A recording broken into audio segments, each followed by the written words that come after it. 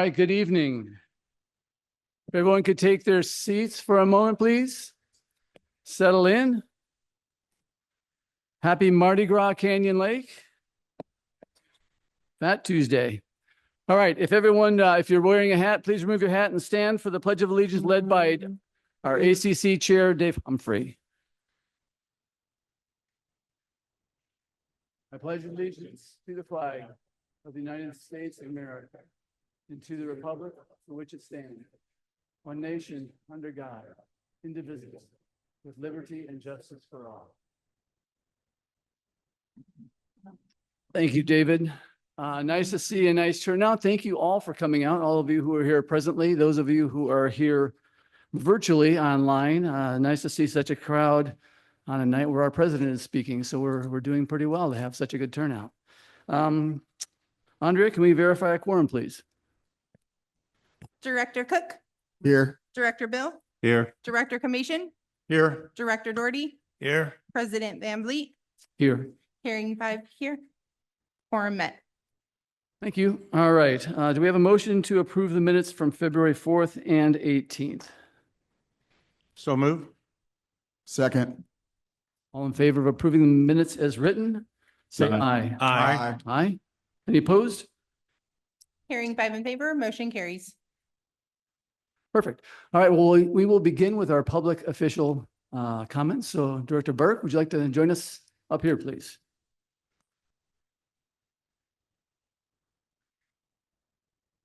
Thank you, President Van Vliet. I'll try to keep them brief since you have a full house tonight.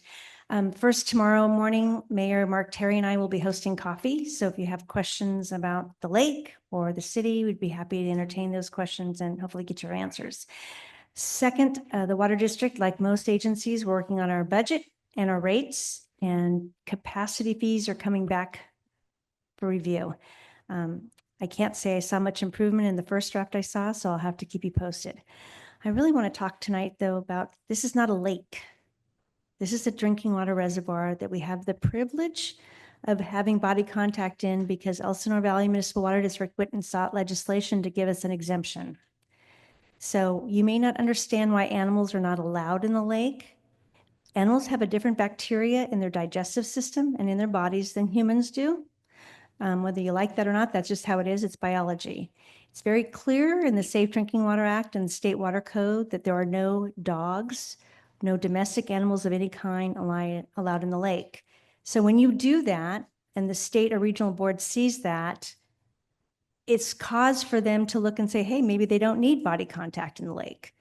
And I don't know how many of you got to deal with the Regional Water Quality Control Board or the State Water Control Board. It's not fun or pleasant, and they have no empathy. We are not their people. So please, please keep your animals away from the water and out of the lake. So if you have questions about it, I'm happy to talk to you about it. I don't make the rules, but I want to make sure that somebody's bad decision doesn't impact all of us, because that would impact directly the value of your home if you could not access the lake any longer. So happy to take any questions. Thank you, Darcy. Any questions or comments from board members? That was quick. Thanks, you. Darcy. Appreciate you coming up. All right, let's do a community patrol update. Zach and Ken, you want to come forward, please?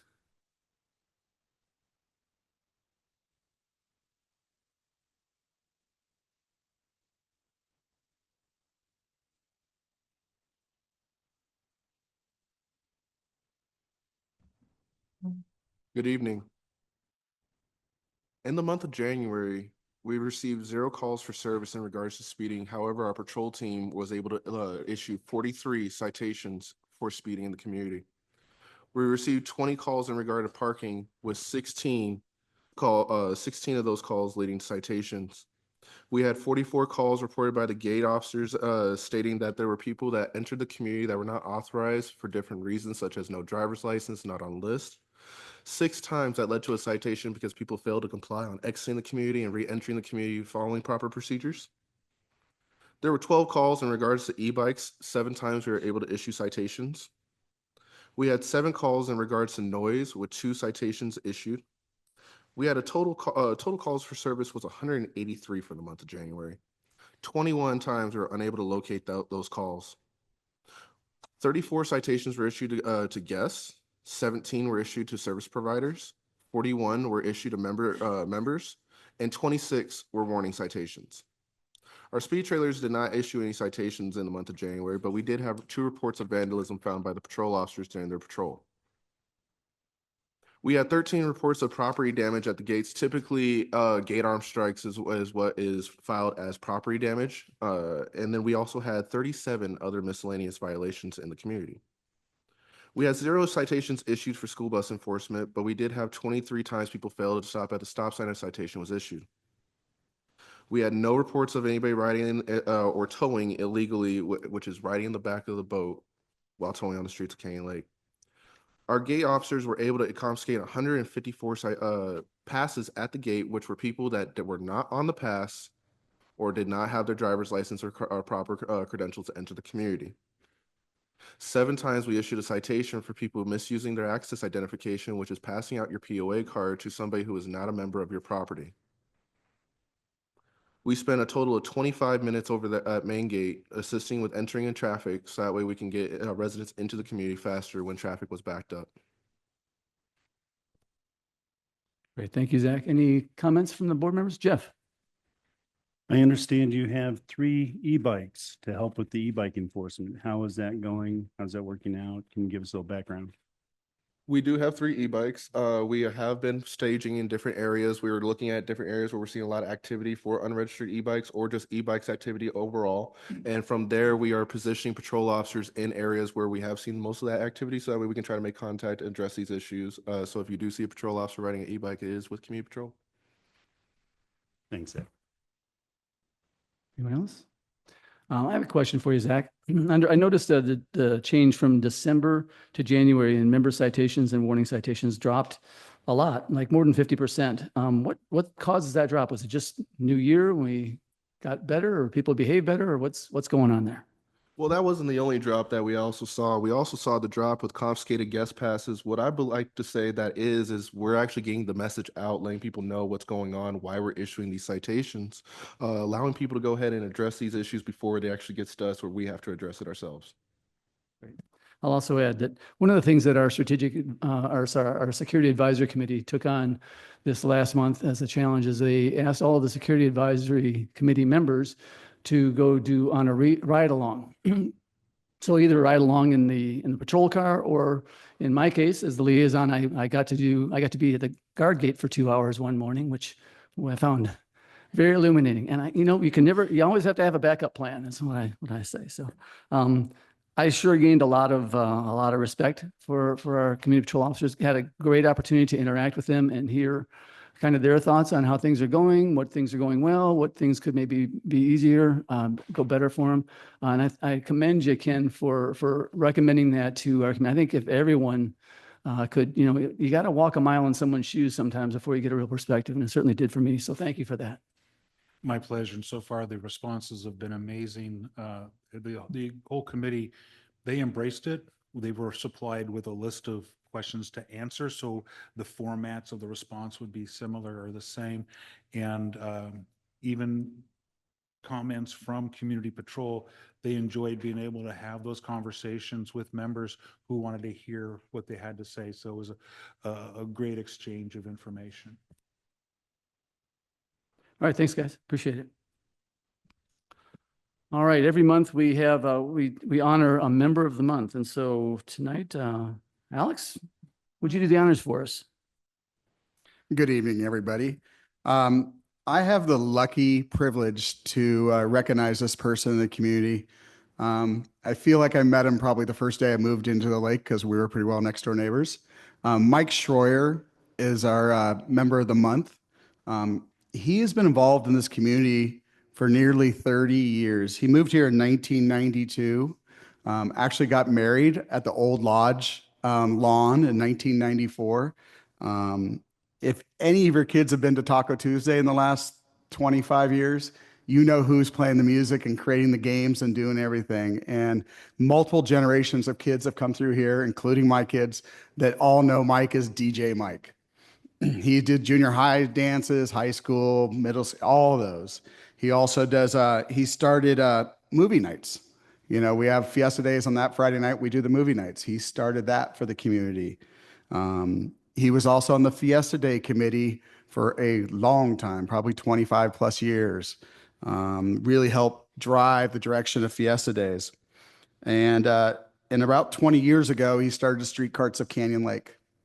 And the sole goal of that club was to raise funds for the needy.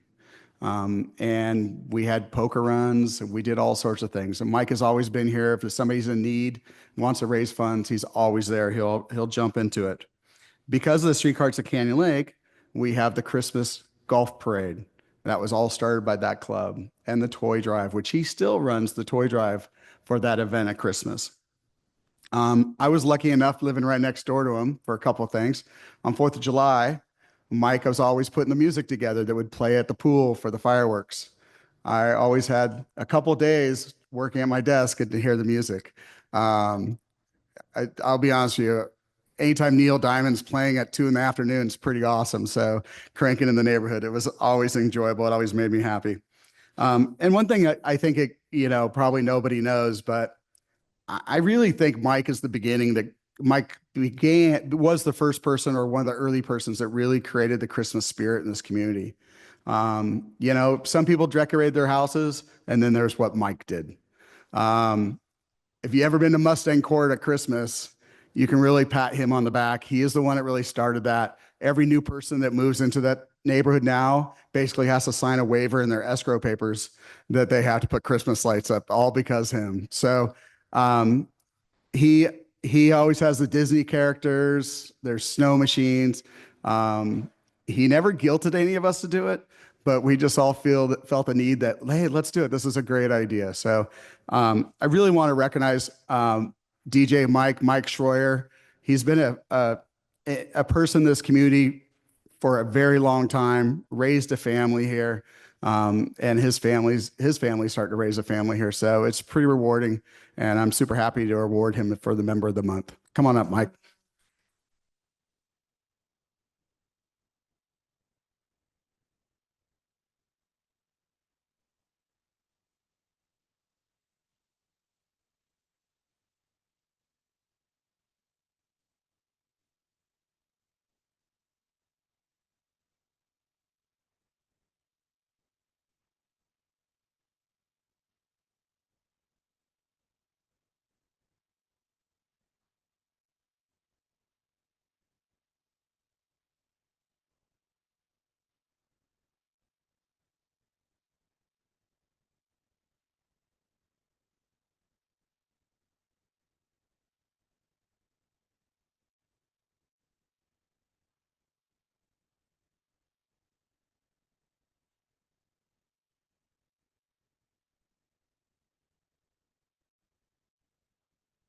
All right, once a quarter, we also recognize the employee of the quarter. So, Eric?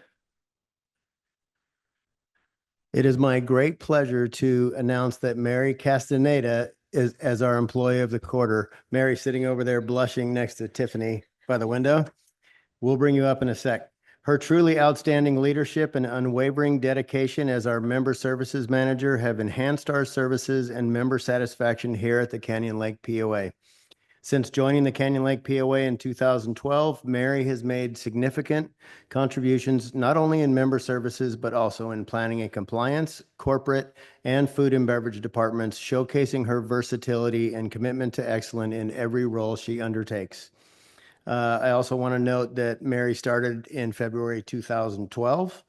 Recently, you have led our conversion to Go Access, which has gone seamlessly, although I did get an email from someone trying to log into Dwelling Live today, telling, and we responded. I'm sure Mary took care of him. She delivers comprehensive training programs, fosters cross-departmental communications, and leads efficiency-driven projects, and is generally a joy to have in the building. Everyone loves working with Mary, so come on up, Mary.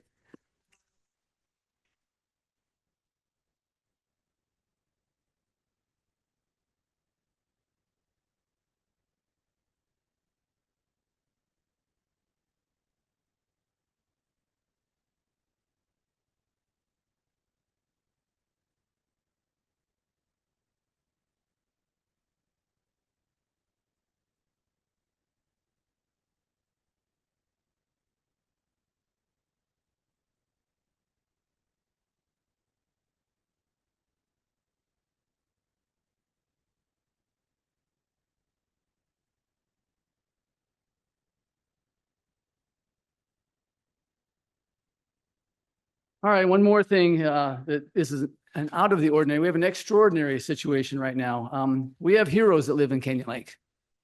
And I don't know if you know, but we had an incident on the golf course, last month or so.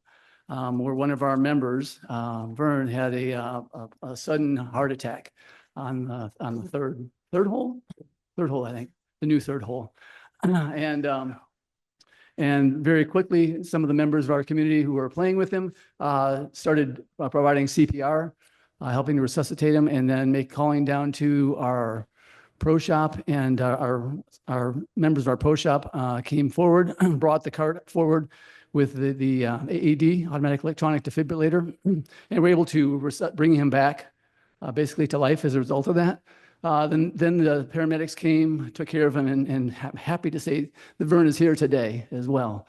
And so what we want to do is recognize you guys for your extraordinary, thank you for being a hero and an example of what makes Canyon Lake special. And so we want to ask you guys to come forward. We have a couple of pins for you. One is a pin showing a heart with a heartbeat on it, and the other one is a little pin that says local hero. And so we want to ask you guys to come forward to recognize you guys for doing such great work. So thank you.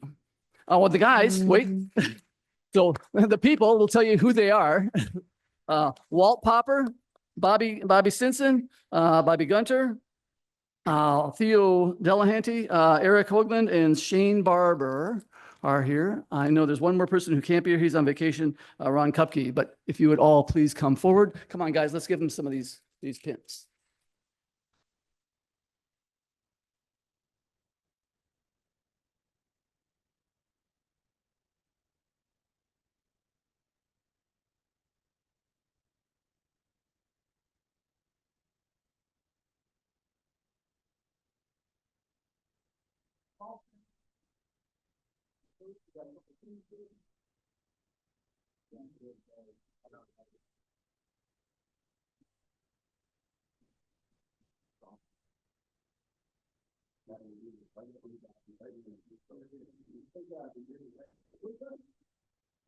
Come on, Vern.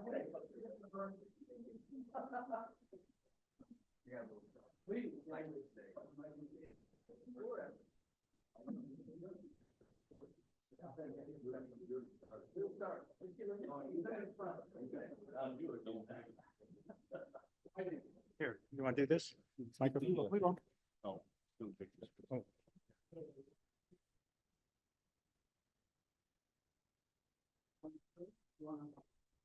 Say a few words. Yeah. Right, good. Just speaking. I think I can reach it. Can you all hear me? First of all, I'd like to thank the POA for having this gathering to recognize, in my opinion, to honor these friends of mine who were with me on that date in February when I had a heart attack on the golf course. Also, I'd like to thank all the people who sent emails, texts, and phone calls with their concerns. Wonderful to have so many good friends. These guys up here with us today, I'm sure, saved my life until the paramedics arrived. Words cannot express my gratitude and feelings for what you all did to come to my rescue on that morning. God bless to you all. Thank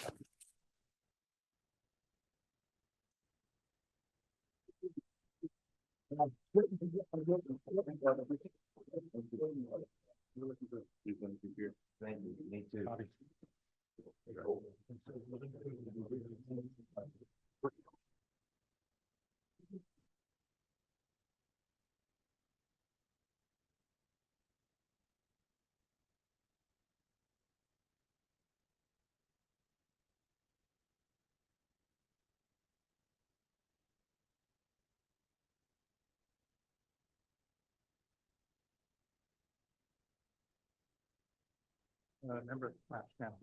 Yeah, also a couple of words as they depart. Vern is also was last year the president of the men's golf club. He's a member of the Canyon Lake Association of Past Presidents. And he this year is the chairman of the beautification tournament. So Vern does a lot in of himself. So thank God for those guys to be there and do all the heroic things they did. So great job, guys.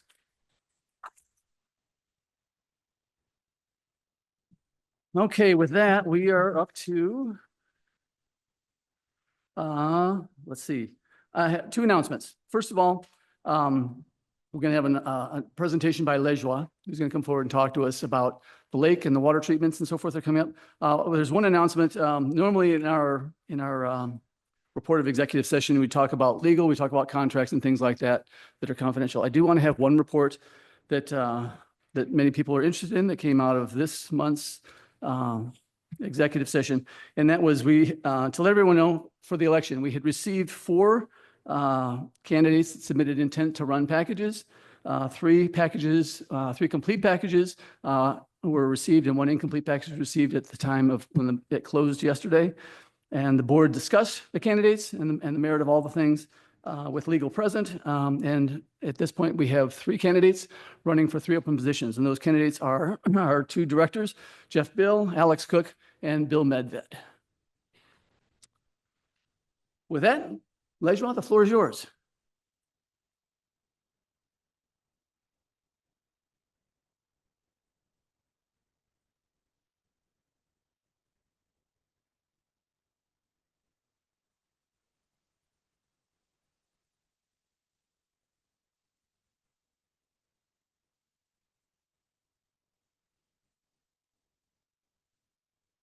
Oh, okay. Good evening.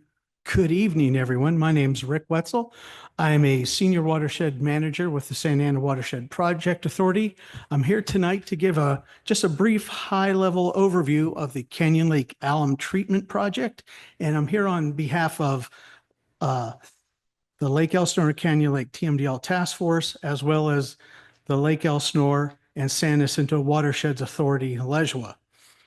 And to my left here is John Rudolph. He's a senior water ecologist with GEI Consultants. He supports the TMDL Task Force as one of our water quality experts. He's here to help answer any questions anyone might have regarding the presentation I'm going to give tonight. So what we're going to talk about tonight is we're going to give a little bit of background on LEJWA, on Canyon Lake, and on the water quality challenges that we deal with Canyon Lake, as well as talk about the alum applications we do, the history of the alum applications, the process, and the status of that project. So the Lake Elsinore and San Jacinto Watersheds Authority, it's a joint powers authority. It was formed in 2000, and it was formed using $15 million in bond money that was set aside through Prop 13 to get this, we'll say, get the GPA started.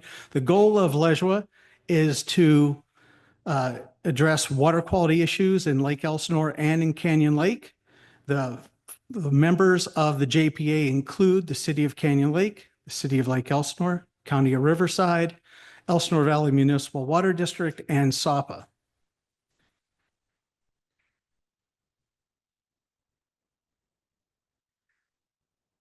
Not a problem. So just real quick, I mean, I know you guys live here, so you pretty much know what's going on, but here's just a look at the hydrology that we deal with as far as LEJWA. We've got the upper watershed of about 730 square miles that flows, not every year, but can flow into Canyon Lake. And then we have below Canyon Lake that feeds into the local Lake Elsinore watersheds, about 45 square miles.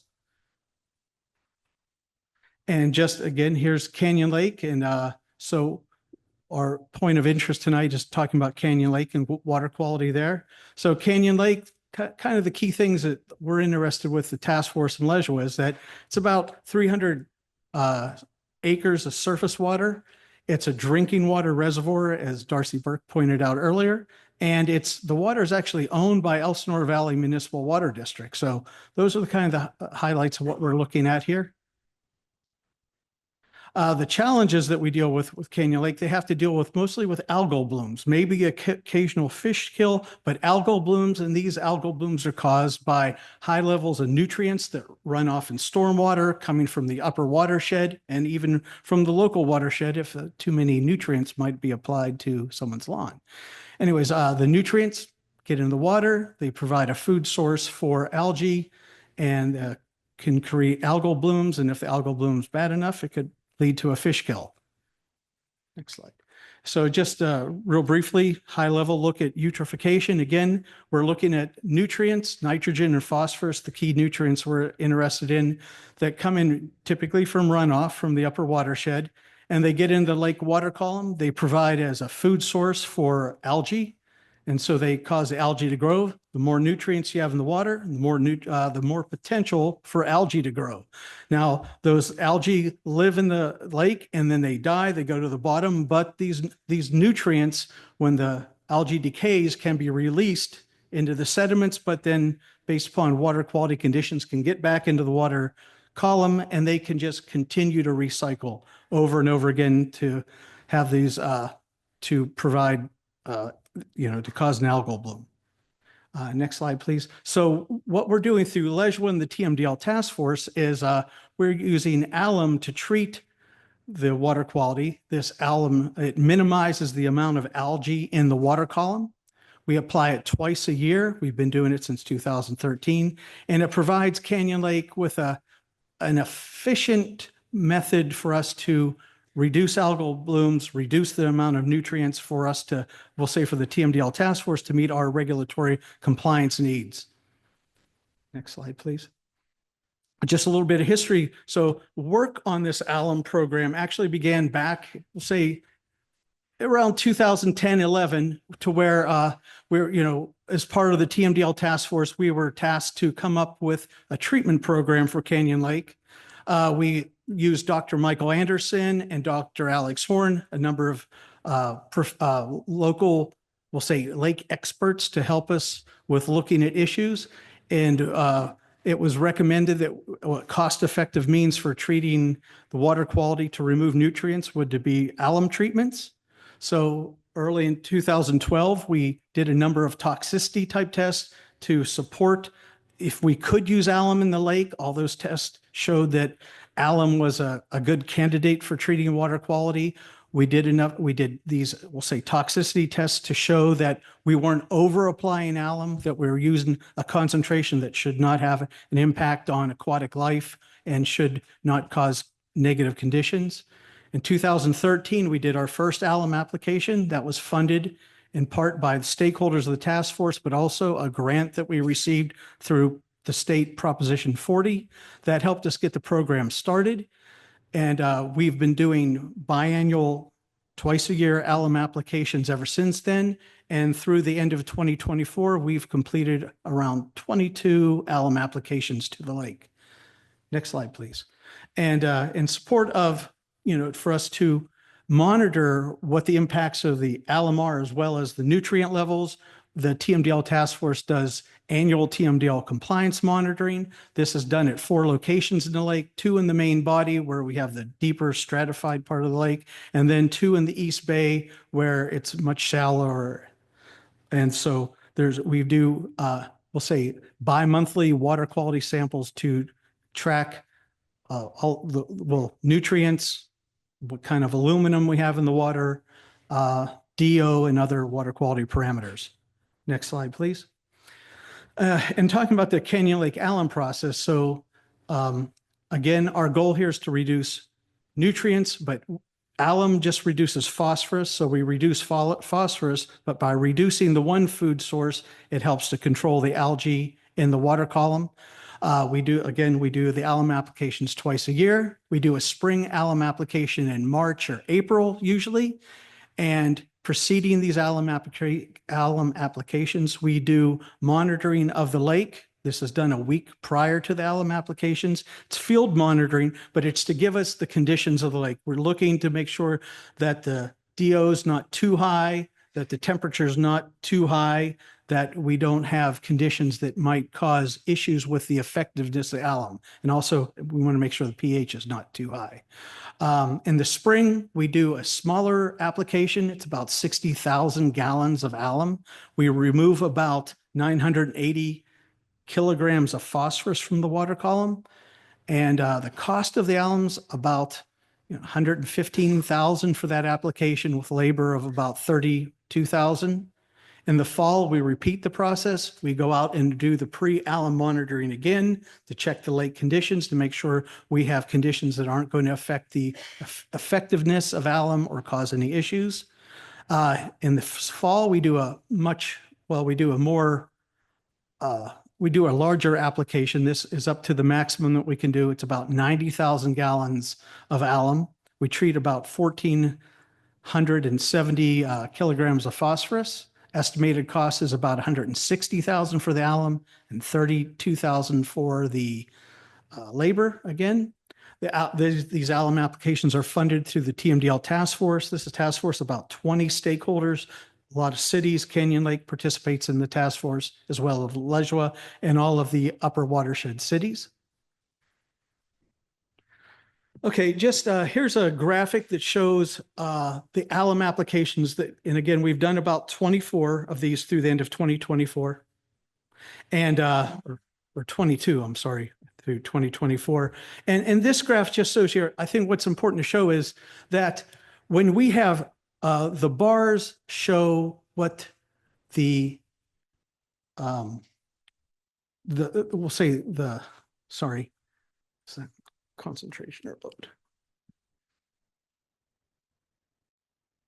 Okay, shows the that shows the concentration of alum. And what I wanted to show here is, so when we have very wet years, and we don't have the storms on here. So on years that we have a lot of rainfall, a lot of precipitation, we get a lot of runoff from the upper watershed. As you can see in the middle, we had some very high concentrations of phosphorus in the water column. And applying the same alum as we do every year, it knocks it down pretty far. And so what we try to do is we try to time our alum applications based upon what the water quality is in the lake, so that we can be most effective as removing as much phosphorus as possible from the water column. And so you can see it's pretty effective with the larger storms, and with the smaller storms, it can only knock it down so far before you kind of hit a baseline water quality that you're just not going to get much lower than.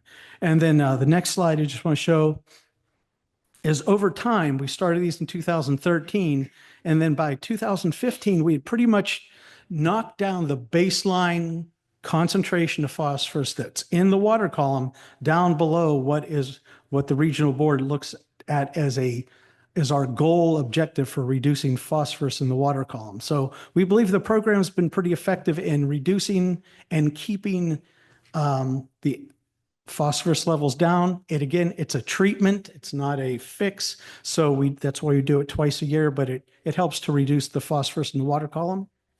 Next call. And here I just wanted to, again, our next alum application is planned for the spring, planned for the week of March 24 through 28. And we'll have our consultants, Aquatechnics, down. I think you guys have seen them over the years. We've been working with the same company for a long time. They've been really good with us as far as reporting and tracking things. So we're planning, weather permitting, we plan to do this alum application near the end of March. And with that, I'll open it up for any questions you guys might have. Thank you, Rick. If anyone from any member of the audience from the floor would like to come forward, you can just come forward, raise your hand and come on up and ask a question. Anyone? Okay, Paul, come on forward.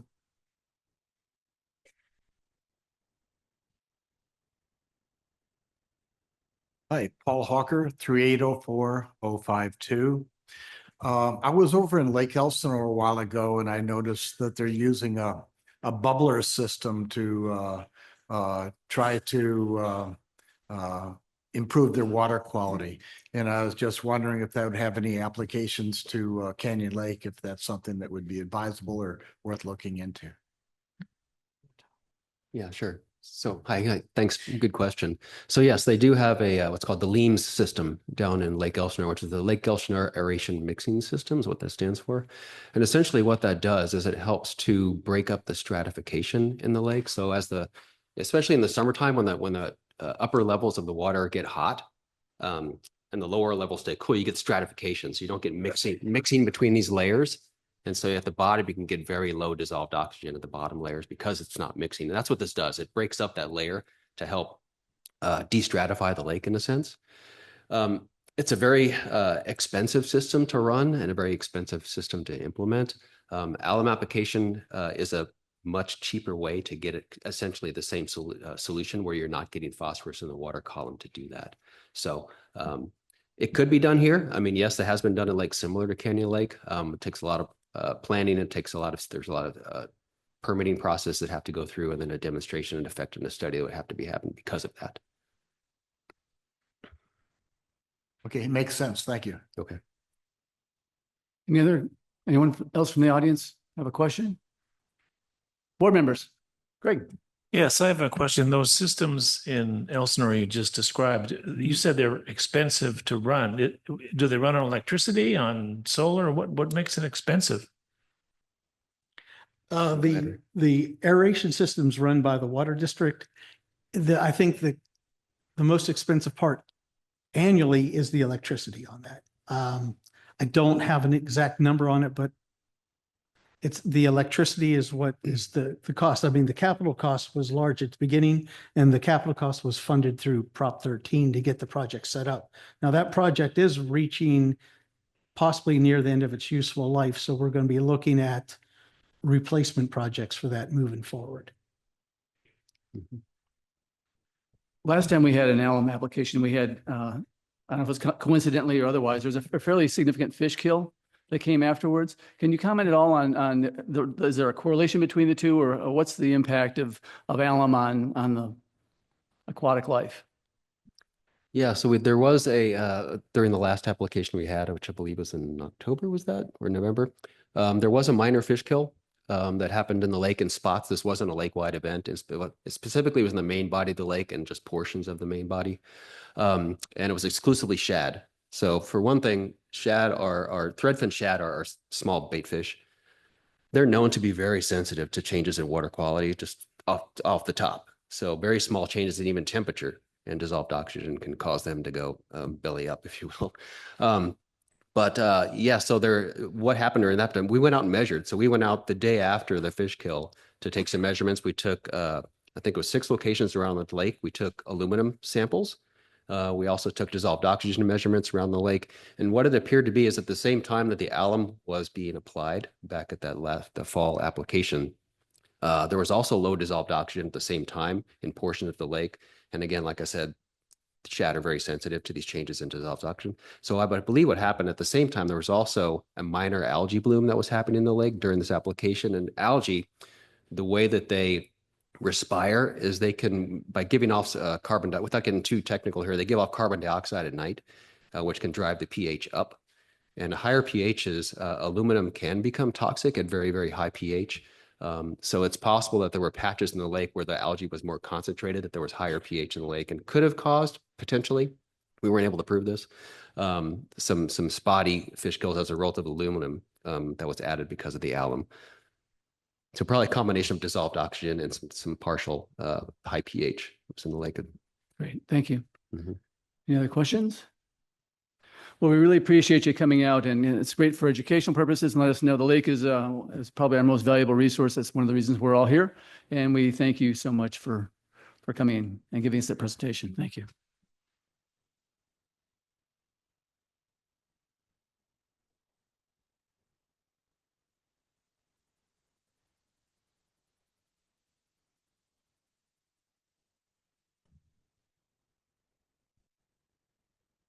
All right, the next part the next part of the agenda is member comments.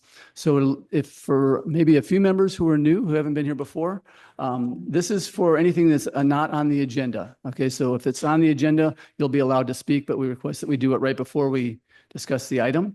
And so we'll give you full opportunity to speak, however long that may take. But between now, if there's anything that's not on the agenda that anyone would like to do, you need to fill out a form. And so do we have any requests for that? Okay, Andrea. We do have member comments. Leanne Curtis, would you like to talk during the budget regarding equestrian, or you want to come up now? Okay, so our next. If you're talking about a question in particular with respect to the fees, we can do that when we get to the budget, which is, I think, the first item on the agenda. And then our next speaker will be Rob Mora.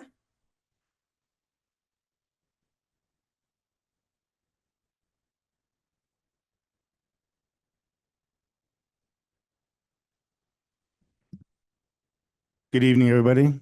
Rob. Rob Mora, 377-7012.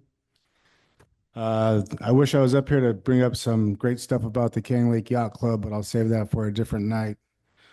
I wanted to express my disappointment with the POA on the decision to not accept my wife Lainey's application today. I know Bill mentioned that there was 3 other candidates that submitted, so good luck to all.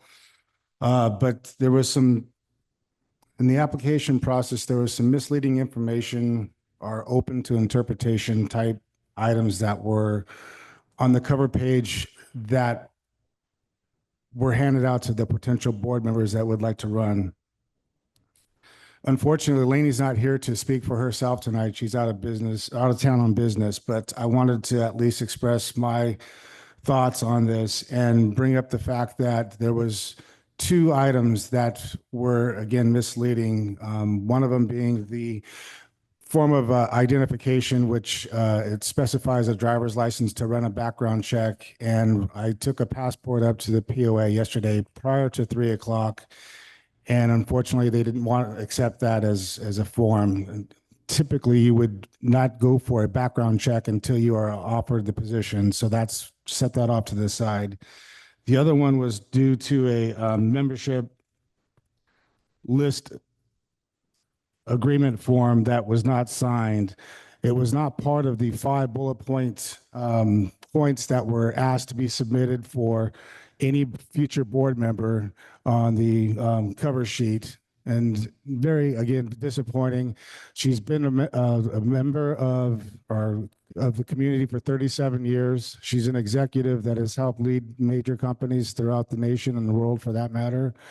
And she was willing to give up a lot of her time and see that we can maybe steer things in a better direction in some of the financial aspects as far as how the community goes. Again, I know she would love to have been here to talk about it, but because of electronic balloting this year, we were told that there is no option as far as being able to write in a candidate. And I don't know if that was something that was presented to the community as far as, being able to write that person in. But again, the fact that submitting the documents and paperwork prior to 3 o'clock, giving it to Andrea, and being told that because the photo ID was not part of the 8x11 breakdown as far as what her achievements were and what her intentions are as running as a board member. Again, it's just very disappointing that the POA had an opportunity today to meet, to maybe make it right and maybe take it to a vote or extend it to a later date. If there was a snowstorm today or something like that, there would have been, something else that could have been done. And again, we love this community. We have homes here. We have kids here. We wanted to do better for the good, and she's not being allowed that opportunity. So I guess we'll see you next year. Thank you, Rob. Understand your comments and your disappointment. We do thank you for all you do for the community and for the opportunity to come forward and express that. So thank you.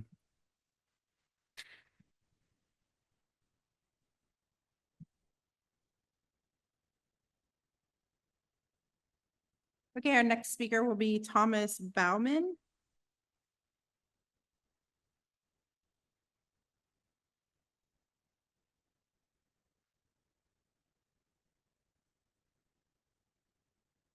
Is it on now? Thomas Bowman, 3868-633. Recently, my daughter got a ticket for going 35 miles an hour in a 25-mile-an-hour zone. It's in the area where after you pass through the gate at East Gate, there's I don't know, 20 yards or something where goes from 25 to 35. You could see the 35-mile-an-hour sign from the 25-mile-an-hour sign even before that. So there's nothing that says 35 miles an hour starts here.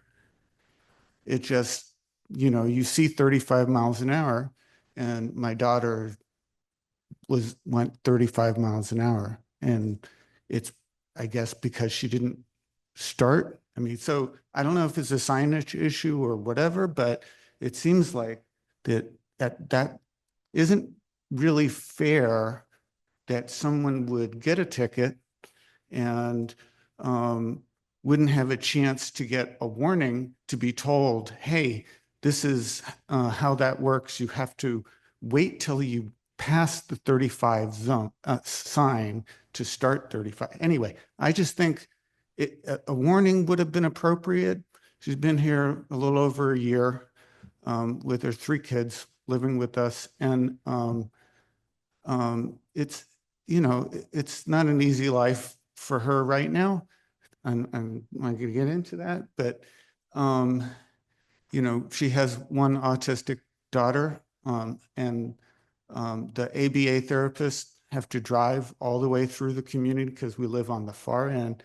And so we have had one ticket that we paid for an ABA therapist, and I was happy to pay it. I didn't even tell the therapist because I appreciate so much what they're doing. But anyway, these kinds of things add up to after a while, especially if you don't have a lot of money. And not everybody in this community has lots of money to spend on tickets. My daughter doesn't. Spends a lot of money on lawyers right now.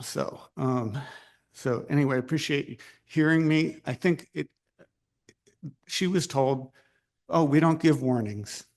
But then you look at the ticket that we got in the mail, and it says it has a warning with a checkbox and a citation with checkbox, and only the citation. And, oh, we don't give warnings, and yet we look at the thing, and there's actually been warnings. I don't understand that. So it's someone not telling the entire truth there. Anyway, I just want to make the comment. You could say what you want about it. I think there should be warnings. I don't think you should be pissing off members too much. Sorry, excuse my language.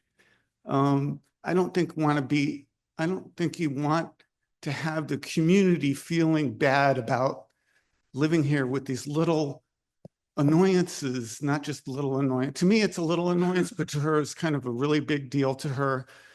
I don't know. To me, it's worse when I ride my bicycle. I'm a long distance road cyclist. And if it seems like every trip I take, there's a car within 3 feet of me. And that shouldn't happen. That's against the law. No one ever gets a ticket for that. Mr. Bowman, thank you for your comments. 3 minutes are up. I do want to say a couple of things. We do have our head of security here. We happen to have our lead for our community patrol here. They heard your comments as well. And there is an appeal process to everyone. So thank you. We certainly hear your comments and thank you for providing them to us. Thank you, guys.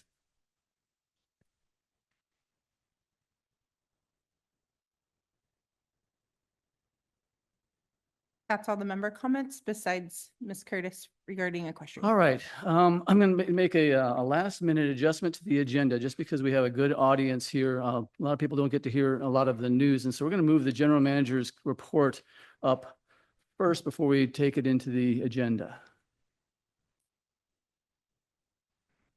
Sorry, I promise I'll be quick. There are some things that I want to bring to our members' attention, and we have people paying attention because tonight is our budget. And so I will be fast, but in the agenda that we pass out every month and that is available every month, if you have an agenda in your hand, you could turn to page 68. I just want to point out to people, it seems a lot of people are not aware of this, but our staff takes a good deal of time every month to provide written reports of what every department in the POA is doing. And you'll see on the screen that our esteemed Director of Community Services, Tiffany, over here, sitting next to Mary in the second one with the glasses by the window. Tiffany does a great job as our Director of Community Services, and Tiffany came up with a newly revised version of this report. She oversees community services, and I'm proud of what she and her staff are doing and the reports that they give the community every single month.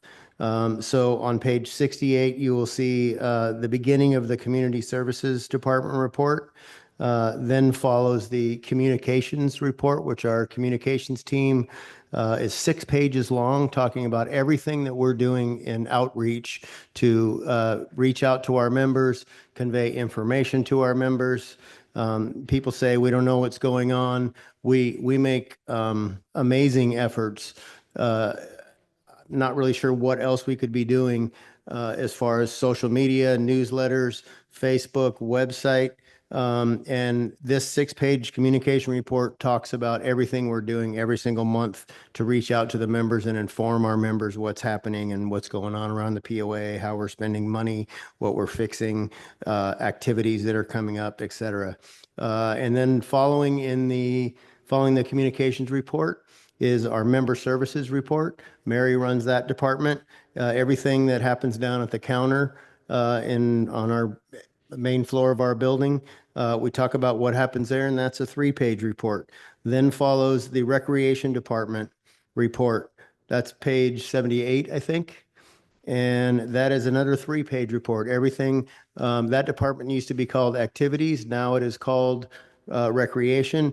Anything that's happening in our parks, entertainment-wise, event-wise, swimming lessons, line dancing, all of that type of stuff flows through the recreation department. And this 3 page report every month tells you exactly what they're doing. And then the community patrol report, we provide that to the members every single month as well. Following that is the Marine Patrol report. Following that is the planning and compliance report.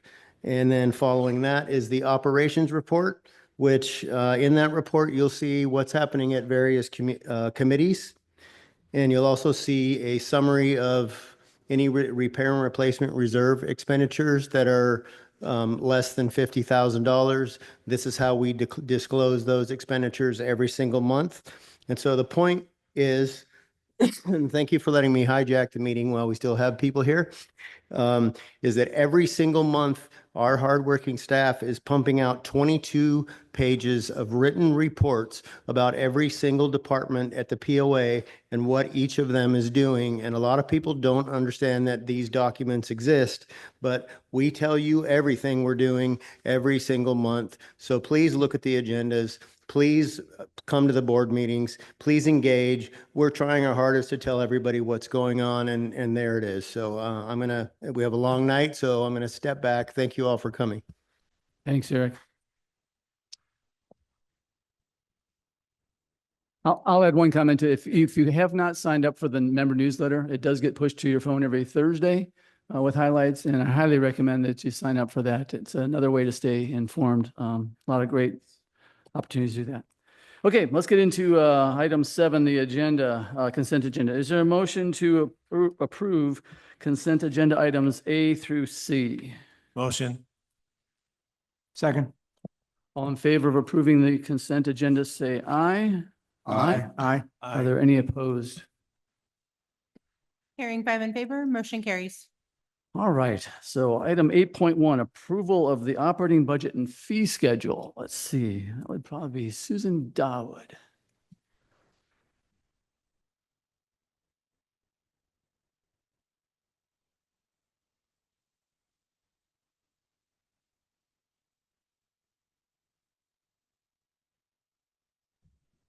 Good evening, everybody. It's that time of year. We have our operating budget approval agenda item. I did want to say before I present the operating budget that we actually had 2 rounds of budgeting this year. The first round looked like we were going to have, or the community was going to have, a $30 or approximately close to $30 increase in their monthly dues each month. Consequently, the managers went back to the drawing board and worked on a second budget and incorporated several cost-saving measures on the second budget. We did go over in great detail the operating budget method and steps we took on February 18th at the workshop. So I'm not going to go into great detail, but I do want to let you know that everything was on the table. But what ended up happening at the resolution of the second round of discussions was we came up with a budget that appeared to be a lot more palatable. It has in the end, a 5%, a little over 5% increase in the monthly dues. And the good news is that even though everything was on the table, I'm happy to say that we did not have to slash any services. You still have many, many services, some holiday activities and recreation activities. The community and the POA is intact for the year with this budget. And I'm going to let you know that the operating budget came in at $15,300,566 for this year. And it's recommended that the Board of Directors approve the attached operating budget as part of the annual budget for the fiscal year beginning May 1st, 2025. Excuse me, do we have a motion to approve item 8.1? Make a motion. Second. We need a first. Sorry, I thought he motioned. We will come, the way our process works, this isn't, we're not voting on it yet. So in order for the motion, for the agenda item to be up, it has to be voted upon, at least for discussion. So it'll be a first and a second. Once it's approved, then we'll go to member comments, then we'll go to board comments, and we'll go that way. So just to let everyone know, we're not railroading you through, that we're just going through our parliamentary procedure, that's all. So is there a motion to open this item? Motion. I'll second. Okay. Thank you. We have a first and a second. So the item is up for discussion. So at this point, any member who would like to make a comment regarding any of the items in the operating budget or the fee schedule, please raise your hand, come forward, give your tract and lot, and we can have a session. Now, I will tell you this, we have a number of people who may want to speak, so I'm going to limit you to 3 minutes in your discussion. So Kathy, come on forward.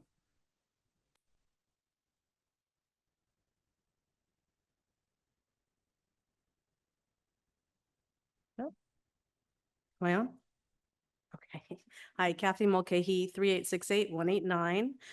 I'm here to talk about the raise of the equestrian center stalls in our new budget of almost 20%. This increase is unprecedented in the 20 years that I've lived here. These new rates will raise the costs per horse about an extra $1,200 per year, which is a lot. The rates at the equestrian center are at or above market price already when we compare them to other facilities nearby with similar amenities. We are the only amenity this is happening to. And I'm not trying to pick on the golfers here, but I'm going to make some comparisons. In the last 2 years, the subsidy allocated to our amenity at the equestrian center has gone down $10,000. Actually, I think it's just this year. When the golf course this year has gone up $60,000. So they took away 10 from us, gave 60 to the golf course.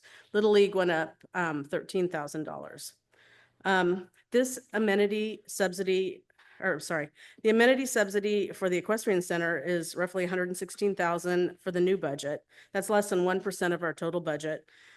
Only $24 per year per lot. We have 52 stalls and give approximately 1,400 lessons and horse camps to community kids. These are not kids that have horses. We separated those out who do not own horses. So this amenity is not just for 52 horse owners that I've heard before, but it is used by children and adults throughout the community that take lessons and learn to ride and enjoy horses. When we compare that to the golf course memberships are only getting a less than 10% increase. I talked to Pat today, he didn't know, but he said it was approximately what our annual dues increase is. So somewhere between 5 and 10 on the memberships. Yet the subsidy deficit on the new budget for the golf course is $724,000. That's $151 per year per lot. I know you guys know these, but a lot of people don't. Ironically, the golf course does not have that many members in the equestrian center. They currently have 213 memberships from residents and 66 memberships from non-residents. And I realize this is not comparing apples to apples, but the inequity here is pretty glaring. So I'm asking you tonight to be fair and equitable and make an amendment to lower the equestrian dues rate increase to less than 10%. That's more in line with what you've got for all the other amenities. This is a lot. And the other thing I would ask you to do, if this ever happens again, we got really no notice other than the main meeting. But, you guys were talking about this and the finance committee was talking about this well before that meeting. And so whenever there's an increase that drastic, I think that those members that are most affected should be notified earlier so we can try to talk about it. Thank you, Kathy. Thank you. You stated your position very well. Thank you for the input. Certainly will be considered.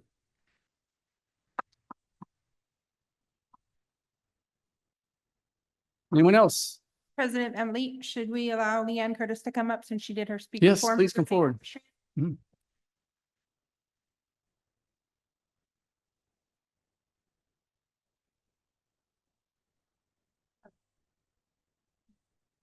This is Penny and I'm Leanne. Nice to meet you guys. I'm from, I don't have it memorized, 3868012. And I'm talking on behalf of the Equestrian Center. And my daughter, Penny, she is an example of a child taking lessons there. We don't own a horse, but we are enjoying everything that the Equestrian Center offers because the connection between a child and a horse is something really special. There's something about the bond that forms with the young ones and these magical creatures. Tonight, I want to share the impact that horses have on every child's life that gets to experience it. From nurturing emotional resilience and physical development, it's an invaluable life lessons for these kids. They're more just than companions. They're educators, therapists, and friends for these kids. I think interacting with horses through activities like riding and grooming encourages balance, coordination, and physical fitness.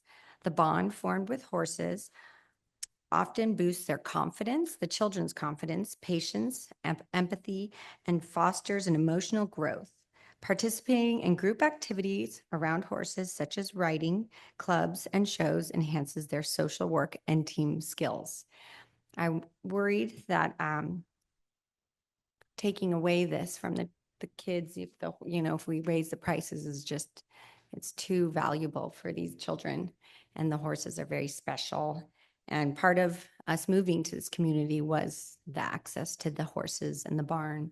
And we were so excited to be so close that we can just drive our golf cart there to go see them and pet them and be with them because they're very special. We see multiple kids come all the time, 3 years old, 5 years old, 6-year-old, all different ages coming to just pet the horses and be with them. And they eventually become part of the barn and take lessons as well. And Michelle is so amazing, and she's made it so special for us there. So we're just asking to reduce to 5 to 10% to make it comparable. So we have that ability to give that gift to our kids and not take that away from them. Thank you very much. Well stated. Thank you for bringing your daughter forward. Thank you. Thank you.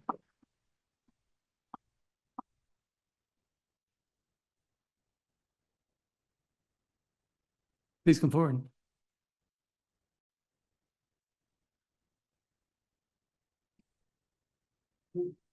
Is this on? Yeah, okay. Before I start, I'm the third person to come up here now for the Equestrian Okay. Center and the conversation, but I just want to call out everybody in the audience. You'll see maybe everybody from the Equestrian Center, if you're here. There's quite a lot of people. Put your hand up, maybe. Yeah.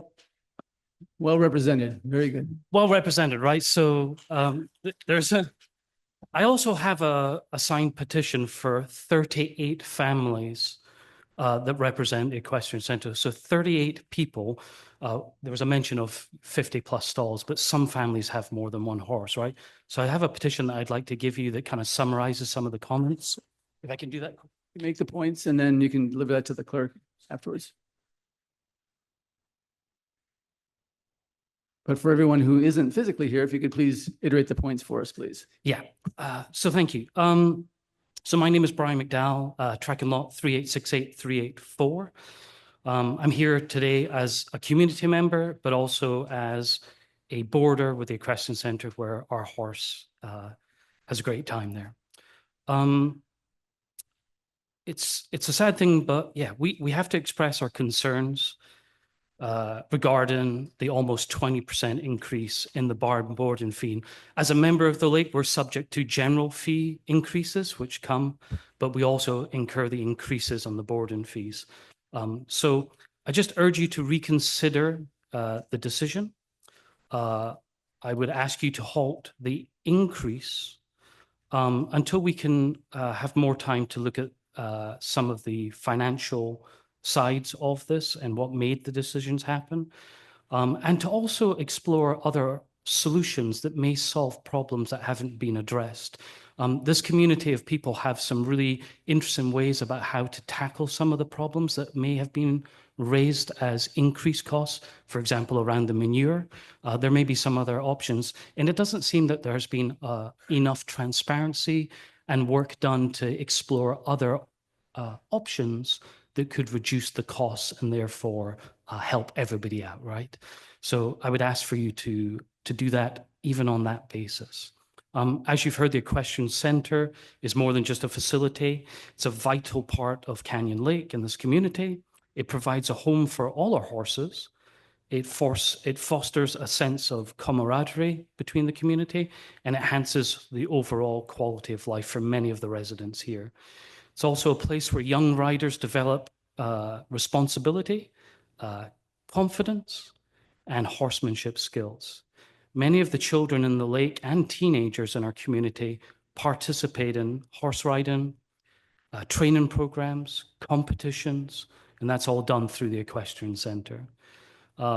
This cost increase may limit those opportunities. It may have a direct impact to those opportunities. Forcing some families, and you've just heard the impact of one, to reconsider their involvement and potentially leading to decreased involvement. Thank you for your time. If you could just wrap it up real quickly, please. Sure, I will wrap it up. So look, we're not opposed to reasonable adjustments that ensure the barn's sustainability, but we do impose increases made without financial justification, a broader input of the community, and discussion of alternatives. So yes, we request a temporary halt to those increases or to be in line with other amenities and to look at further cost-saving measures. And basically just open the dialogue with all these people who potentially might have some options that you haven't considered in your second round of budget cuts to see if we can solve these problems for everybody. Thank you. Great. Thank you very much.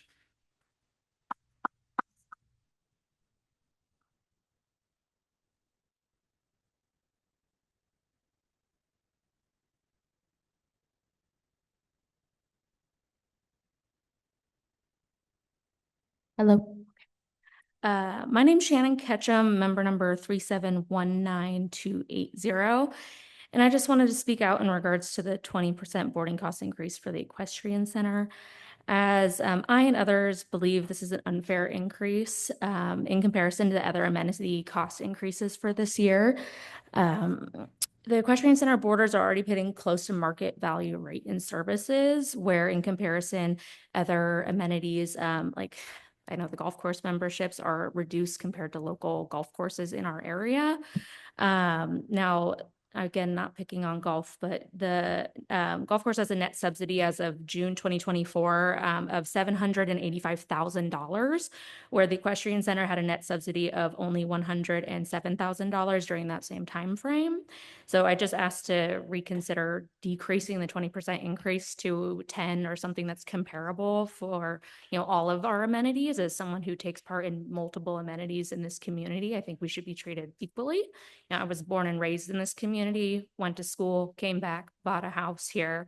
I want to be able to be, just like everyone else, treated fairly in this community. And I don't think we should, fairly or unfairly pick on golf, baseball fields, people who partake in like the bass club, stuff like that. We should all have equal rights to using the amenities of our community, even, keeping in mind that the Equestrian Center, other than the lake, was the first thing here in this community, and we should keep it something available for all community members. Welcome back and thank you for your comments.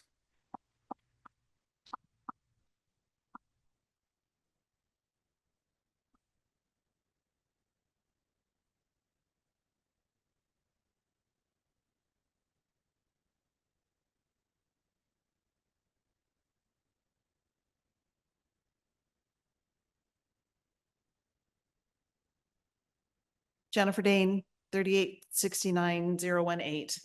I'm not coming to talk about the equestrian center. Although, good job. More of a clarification, and I understand if you can't clarify it, but something that in looking through the budget that stuck out at me, because I know at the meeting talked about increase in insurance.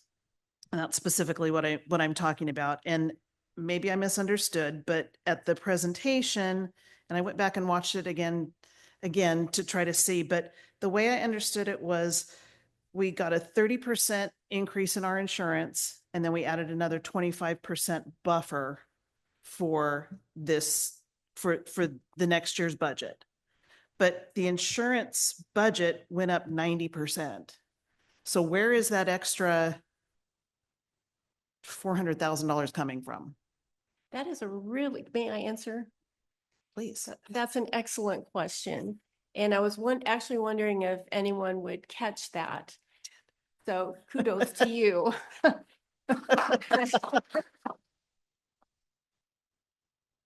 And actually, I have a very good answer for you as well. So what happened was this is actually our second year of very large insurance increases. Our insurance policy period does not coincide with our fiscal year end. So what you're seeing is a combination of last year's increase of 30-something%, this year's increase of 30-something%, and then we bumped it up a little bit. So I have a monthly amount that we are anticipating that our insurance premiums will be. And that's where this 90% number comes from. And So I can provide more detail, but I didn't bring it. Okay. So.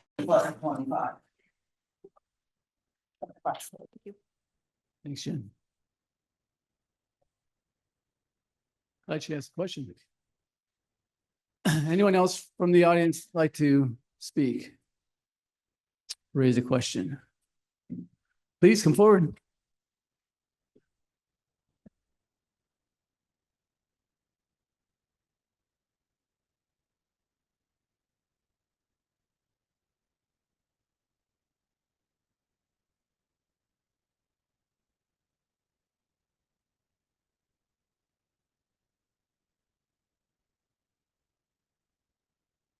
Just tell us your name and.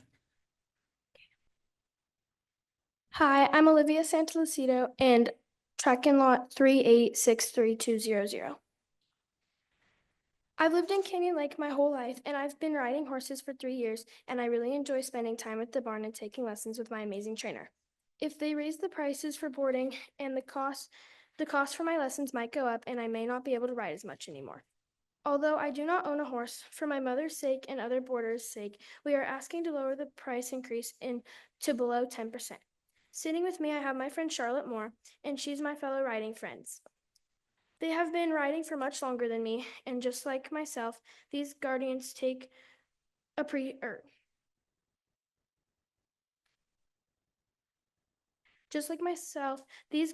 may not be able to afford this price increase.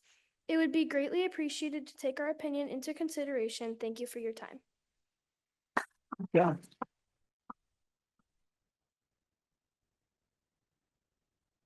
Great job. Thank you. Please come forward.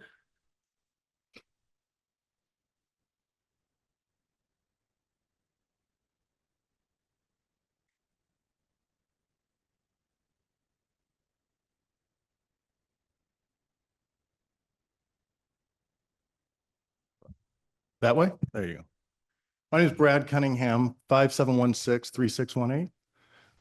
I too moved back, grew up here in 77, bought a house next to Rosemary Hand, right on the old third hole. We're lucky enough to have property out in Malibu, California, and I'm the president of the HOA out there. Our insurance costs went up the same. I can't take the dues up. We're the lowest in Malibu. Everybody wants that. There's a lot of money in this budget. I believe you can find 5%. I'll leave it at that. Thanks. Thank you, Fran.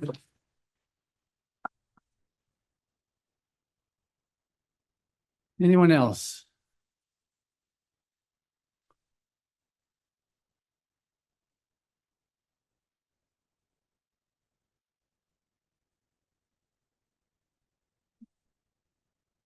Hi, I'm Isabella Paparizzi and my tracking lot is 3718320. And I've been at the Canyon Lake Barn for 5 years. I take lessons and recently began leasing a new horse to help me move up and learn in the sport. I also take care of a lot of horses at the barn. Horses are already expensive enough without raising prices. Raising prices takes away a lot of opportunities for us. I'm speaking for myself, my friend McKenna, who's sitting with me, and the rest of us at the barn. I may not be able to keep my lease horse, continue lessons, and take care of so many other horses if we raise the prices so drastically. We hope that a solution can be found for this problem. Thank you. Thank you. Great job.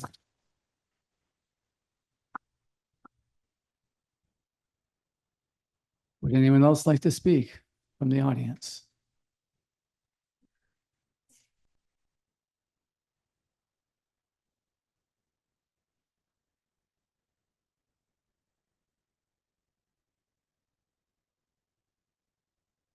Wore my shirt just so you guys all could see it. It was my Father's Day gift. I'll make it quick. Everybody pretty much said what I wanted to say. I'm Josh Lightman, 3719188. I'm a boarder, a husband, and a father. We originally took our daughter Delaney to the barn and equestrian center to take horse riding lessons, and she fell in love with the horses and the sport. I do not feel that the increase is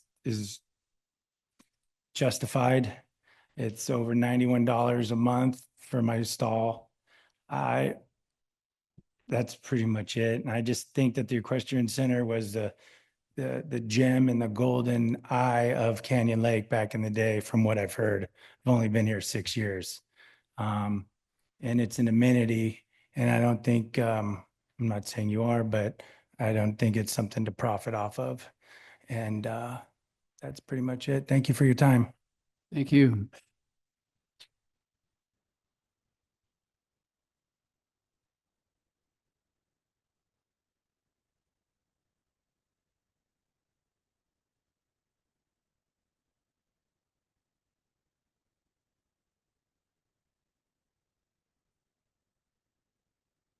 My name is Regina Hipsack, 3846, 187. I have been at this barn for almost 30 years. Seen a lot. I was here when the barn was just a wooden structure. Now it's a metal structure. But a 20% increase for what? Very little has been done to improve this facility. And when something is done, it usually ends up having to be redone again. Here's just a few items, and I'll make it quick. The pasture. We asked for years and years to have it completely redone, the rocks taken out, more mulch put in, and have a nice pasture for the horses to play in. It is now full of weeds, prickly weeds. Horses can't eat that. It'll make them sick. It could possibly kill them. It was planted late. This was, I believe it was planted last year. It was planted late. It did not grow. They had to come back and redo it again. So it remained closed for most of the summer. It did not, when it did open, it was only open for a few weeks because the prickly weeds came back in a vengeance. We got employees that are trying to remove these weeds by hand, which causes the seeds to scatter and regrow. So we asked for this pasture to be redone years ago. Well, they finally did it last year, but with horrible results. The manure pile. we'll talk about that. POA members said this is one of the big reasons why your rates are going up 20% increase, all because someone complained about the coyotes, and I believe it was the wild game officers that came and saw the manure pile that was turned into a mountain. Well, granted, you gotta let that stuff dry, because otherwise you have to pay for that excess weight of water and moisture. Well, it's going to be 3 times the price to have it removed. This is an employee problem, not a barn problem, not a horse person.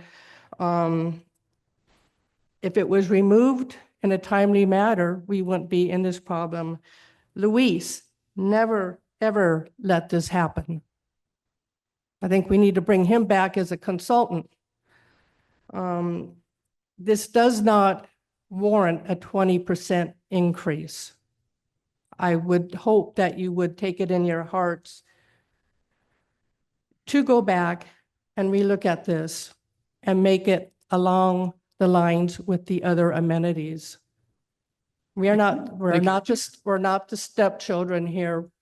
We care very much about this place in Canyon Lake. It's a great place for our children to grow up and for the kids to learn some fun with horses and make lasting friendships. And please reconsider this increase. Thank you, Regina, and thank you for your 30 years of dedication.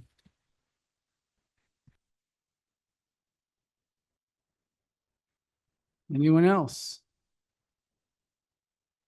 Okay, with that, I know the board members have a number of comments. Oh, did you want to speak? No. Okay. I know the board members have a number of comments on the budget and the fees. So let's maybe just go down the line, and this is our opportunity we've received a number of letters. I do want to thank everyone who took the time to write, call. We've all received a number of phone calls, a number of letters. We do appreciate the feedback, and it is taken certainly very seriously and under consideration. So with that, let's, Jeff, why don't you start off, and we will then go down the line. Well, first of all, I'd like to say that, to Kathy and Regina, you guys have taken me out there last year and shown me everything, and I appreciate that. I love horses. I used to ride in rodeos as a kid. I used to ride bareback broncs, but I didn't ride them for very long. Regarding the price increases, I also now work in the environmental field. So regarding hauling the manure, the cost on that is expensive. The alternatives are even more expensive. We could put in a sludge dryer. We can put in other equipment to process it. We're talking a piece of equipment that's somewhere between $50,000 to $125,000. We don't want to do that. However, having said all that, if it's viable, I would like to ask everyone on the board if we could change our increase here. One of the things that I think Kathy said was not a lot of notice on this. So maybe we can split it up, maybe do 10% this year, 10% next year. It gives them a year's notice that next year it's going to go up 10%. 10% seems to be the number that fits in the budget. Seems to be the number that you guys mostly go to. I would love to keep this equestrian center going. So anyways, I'd like to propose that we get those numbers. Joe?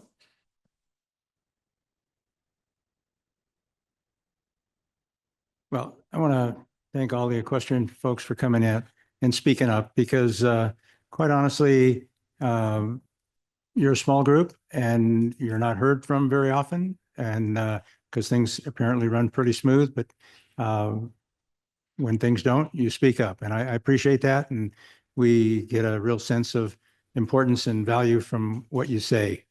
I know the Finance Committee worked really hard, and as Susan explained, they went out and did their due diligence and came back with a budget that wasn't acceptable. We asked them to take a second look, and they came back reducing that by 5%. 5%. The extra fees at the equestrian center were kind of one of those anomalies that we just had to look at and say, we've got to treat that a little bit differently, and we did. If that was not fair, then, that's on us. And what Jeff is suggesting, I'm open to, and possibly looking at adjusting that before we finalize this budget. Thank you. I'm going to skip you and go to Alex. And we'll come back. I'm going to cut to the chase. I don't have a lot of comments, but I want to make a subsidiary motion to put the fee structure for the equestrian center at only 10% over last year versus the proposed almost 19%. And we'll come back to that motion. Just allow Greg an opportunity to provide other comments. But yes, I'll come back to you on the subsidiary motion. But well done. Thank you.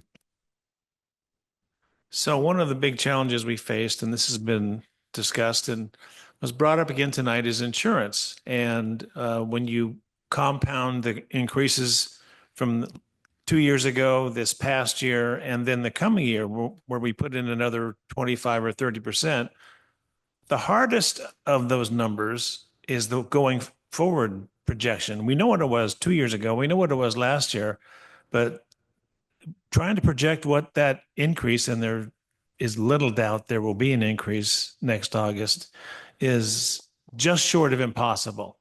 If you look at the current budget and use the increase of $350,000, that's about $6.50 of the proposed $17 per month increase. That if the insurance had stayed level, we'd be talking about a $10.50 or $11 increase. But right now, there just isn't much we can do about that except hope that our projection for next year is right now is high. So again, I wish there was better news on the insurance. And just to mention one more thing, this was brought up last month. I was asked in a meeting a few weeks ago, hey, Greg, why don't we just self-insure our fire insurance, for example, because, then we'd have like $500,000 laying around where we could pay for vandalism and a little fire or some, some small losses. But there's two reasons we can't do that. One is, as I said last month, we self-insure and then the lodge burns to the ground. Well, that's $6 million. Can you imagine the problem we'd have if we lost $6 million with no insurance? So the other is our board, our fiduciary duty to basically to insure the property for what it's worth in case of business fire. We just can't decide not to do that. We would be violating our fiduciary duty to do that, and we just can't do that. So it's a very difficult challenge in insurance, but let's hope we beat the budget next year. Thanks, Greg. I'm going to offer a few more comments. One of the gentlemen spoke and said, hey, I think there's plenty of money in this budget, and it's a large budget, and it's a large association. We're one of the largest in Canyon Lake. I've done some benchmarking against other ones like Dove Canyon, Coto de Caza. There's one in Palos, I think it's Rancho Palos Verdes, and so forth. So we've been done benchmarking in terms of dues compared with other large homeowners associations to make sure this budget we're talking about is 5%, not 10, but 5%. And I'm, as one of the board members I've gone through every line item on this budget and spent the last 2 months with the finance committee and a lot of hard work that was done by them. And one of the comments I know that we got back from a letter was, why don't you guys do some cutting? And I just wanted for everyone's news, I want you to know, line by line, gone down through the departments. We cut accounting by $200,000. We cut the lake by $40,000. We cut golf field by $7,000. Member services $50,000. PNC $70,000. Community patrol by $130,000. Activities by $130,000. Equestrian center $10,000. Campground $20,000. Pool $7,000. Golf course $120,000. Lighthouse $100,000 reduction. To budget, meeting rooms, well, actually $140,000 for the lodge overall and $70,000 to that. So every single account except 2 were cut. The 2 that were not cut was corporate and operations. The reason for that, corporate is up $500,000. $450,000 out of the $500,000 is just due to insurance. Okay, and in operations, 130 to 150 were due to an accounting change in how we capitalize, how we purchase capital items that are less than $5,000 in value. So there's really no increase in that. It's just swapping from one budget instead of in the reserve pool, it goes into the operating budget. So I do believe from the budget standpoint, we've done, and I want to commend the staff first. Also, our finance committee, who provided great recommendations on how to do this. This was scrubbed heavily, and I want to commend everyone for the hard work. And I think we're as good as we can get on the budget. On the fees, a couple of comments that were raised that really struck me in particular are equitability. Are we treating everyone similarly? And that's a very fair comment. It's really important, I think, that we, as members of the community, we have to be fair. And we have to, and generally our fees are going up 10%, and I think we need to treat each other that way. I will say we did have a shift in strategy. And I want to make everyone aware that shift in strategy is. One of the strategies in the past, when things have gone up, sometimes if we didn't want to raise the amenity, we passed it on to the homeowners, right? And the dues went up, but the fees didn't. This time we said, look, we've got such pressure on the dues where there are cost increases to the amenities. We believe those who use it should pay that cost. And like I said, that results kind of in a 10%. So I'm in agreement with the comments that were made with my other colleagues here. And so, Alex, I second your subsidiary motion to reduce the equestrian fees, boarding fees to 10% across the board, and otherwise accept the operating budget as proposed. All in favor, say aye. Oh, wait, Aye. we can't, Aye. wait, my bad. It's a financial item, so we have to go roll call. So, Director Bill. Aye. Director Commission. Aye. Director Cook. Aye. Dr. Doherty. Aye. President Van Vliet votes aye. 5 in favor. Motion carries.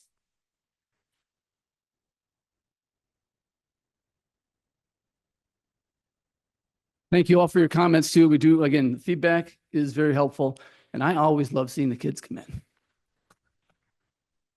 Okay, that was item 8.1. At this pace, And I will take. let's go to 8.2. I will take a moment to invite any members that are interested to apply for the Finance Committee. You can be part of next year's budget, and we will be very happy to include you in all of these discussions. So we're going to move now to the reserve budget. The requested budgeted contributions for the repair and replacement reserve account is $2,674,500. The requested contribution for the road reserve is $2 million. And the annual budgeted contribution being requested for the capital improvement fund is $300,000. For the fiscal year beginning May 1st, 2025, it's recommended that the Board of Directors approve the funding levels presented as stated as an integral part of the Canyon Lake property owner's budget for next year. Great. Do we have a motion on this? Motion. Second. Great. Any member comments on, this is reserves on the matter of the reserve funding approval? All right, then we will open it to director comments. I'll go the same way. Director Bill? I have a question, actually. Bill, and I appreciate, I've been traveling for work, so I wasn't able to make it to the finance committee meetings, and Bill's filled in for me, so he's more knowledgeable than I on the last couple meetings.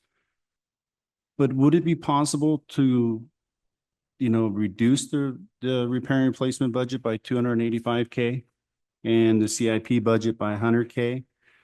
This could take the numbers I was looking at, reduce the monthly dues by $7, which would take them from $17 monthly increase to $10 monthly increase. Of course, there's other things that need to be done here, so I wanted to make sure that it's all put into consideration. We do have safety issues at Galt Field that need to be addressed. And the reasoning behind this is looking at if we can postpone any projects for a year or two slowly rebuild our reserves back up instead of having to do it overnight. Because we've built a lot of new things lately. We've done a lot of taking care of things that need to be taken care of. And so my question is actually, my statement is a question to the board and to Eric. Can we postpone things for a year or two, back off on the dues, and will that get us to where we need to be if we just catch our breath and just take care of maintenance and safety items? And I apologize for missing the finance committee meetings when I was traveling for work, but I would like to hear you guys and your suggestions on this.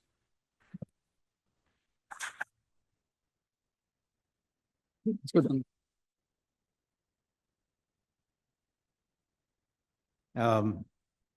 Interesting concept. I've been on the board my 4th year, and this comes up almost every year. It's an easy place to cut a bunch of money and lower the dues. But what it does is it impacts our long-range plans and the improvements of the community. One of the things that I ran on 5 years ago was because I saw the board currently at the time doing a lot of improvements, making a difference in the community. And I wanted to be part of that.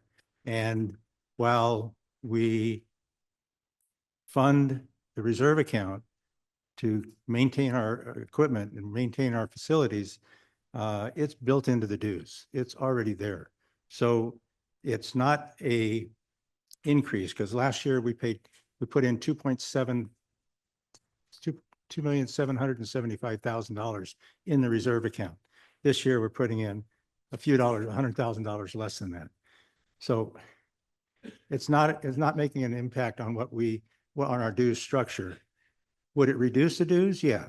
Well, if you don't pay for a lot of things, then your costs are down, but you don't get the benefit of them. And that's what will happen. You won't get the benefit of those reserves, that those payments that we put in every year.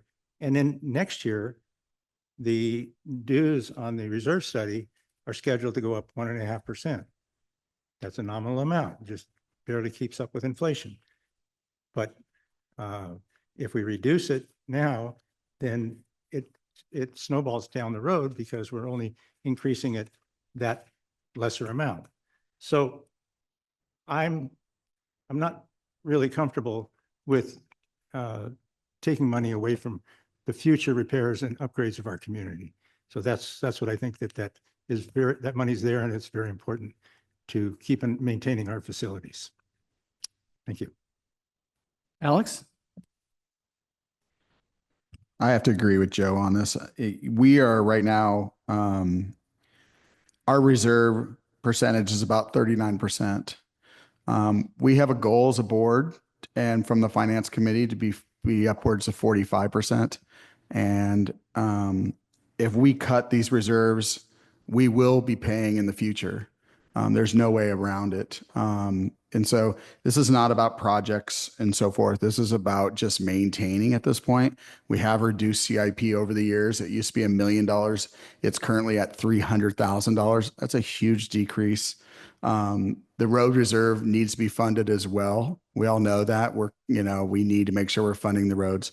So I think these amounts are right in ballpark, and the finance committee did a lot of homework on this. And so I'm a little reluctant to cut those percentages, those dollars. I too would be hesitant to reduce the reserve contributions. Let me ask you all a question. Would you rather have too much or too little in your savings account? I know the answer to that. For me, I'd rather have too much. And that's really what this is. It's a savings account for repair and replacement of our facilities and the roads and et cetera. And the other thing we need to remember that we sometimes forget is our facility, our property, most of it is 50, 55 years old. And things break with a little more regularity and need paint with a little more regularity than a 5 or 10-year-old POA or HOA facility. So we need to keep that in mind. And for those reasons, again, I would hesitate to change what we've proposed. Thank you, guys. I guess I'd like to ask some questions. and Susan, maybe you can help us. Currently, we put 2.77 million per year into the repair and replacement. Is that correct? Okay, and how much have we spent this year of that contribution? Approximately 1,700,000. Okay, so we have 1 million left with 3 months to go. Mhm. Okay, so we're really underspending that. In the CIP budget, we put 500 in this year, and how much have we spent of that? We have not spent as much in that one. So 100,000 or less? Mhm. Okay, so very little on that. Right. So we have received many letters, many comments, many phone calls, many social media posts, and people, it's tough right now. I went to the grocery store yesterday and eggs are $14 a dozen. And a ribeye steak is $14.99 a pound. And people are hurting. And so I think the motivation where you're coming from, Director Bill, is, do we have any relief? The only way that's possible, in my opinion, is if we just delay activities and keep it to repair and replacement. So it would be possible, in my opinion, if we shift our strategy to maintenance instead of enhancement.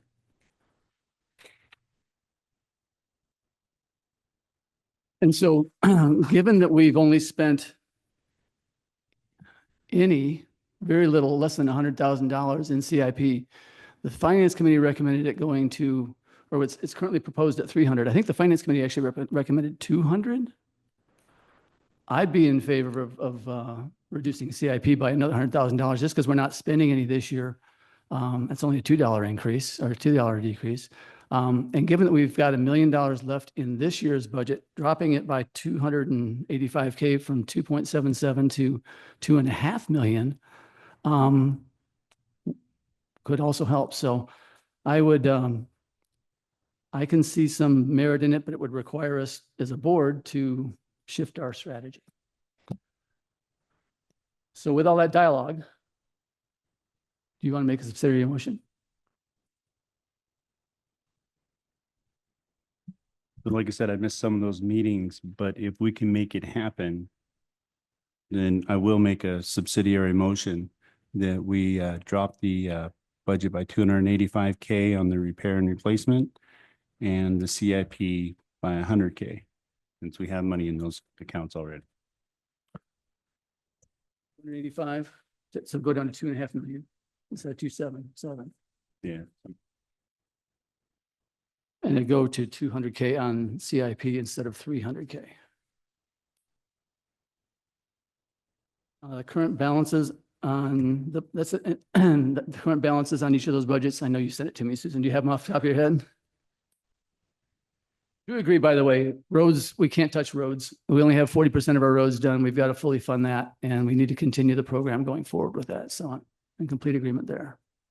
The balances anticipated at the end of this fiscal year for the road reserve is $5,800,030.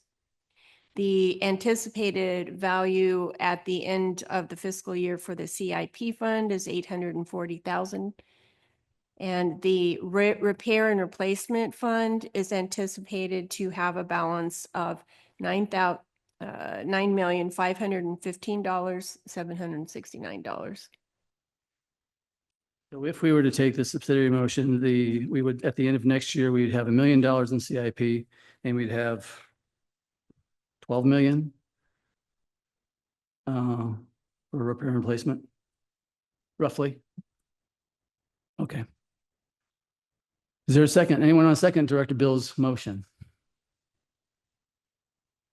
I'll second it. All in favor of that subsidiary motion, say aye. Aye. Sorry, roll call. You're right. Director Bill. Thank you. On the subsidiary motion. Aye. No. No. No. Aye, but it fails. So is there a secondary subsidiary motion? Wow, here we're getting an education in parliamentary procedure tonight. I will make a secondary subsidiary motion that we at least drop CIP to 200 to leave us with $1 million balance. and retain the road reserve and the repair and replacement as proposed. Net 100K reduction. Is that a motion? That's a subsidiary, secondary subsidiary motion. Second. So the secondary subsidiary motion that has been proposed and seconded is to reduce the CIP to 200K for the next year by 100,000. That would change our dues to $15 instead of 17.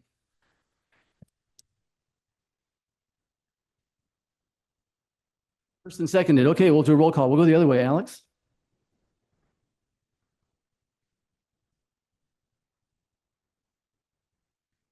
Yes. Yes.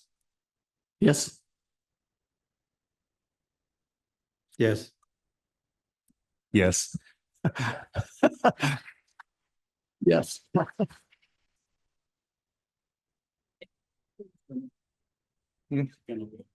I know. Mr. President, Okay, so that one passed. President Beverly, Yes, just want to verify. yes, let's get For recorded. second subsidiary motion, we have only lowered the CIP to 200,000, which will decrease the dues to $15. Is that correct? I'm going to rely on our controller for that. Checking.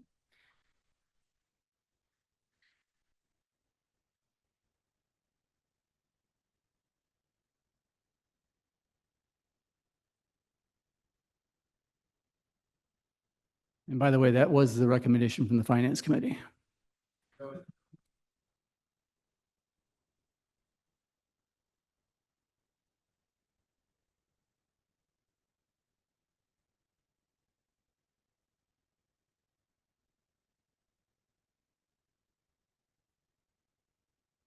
You like you're an income tax appointment?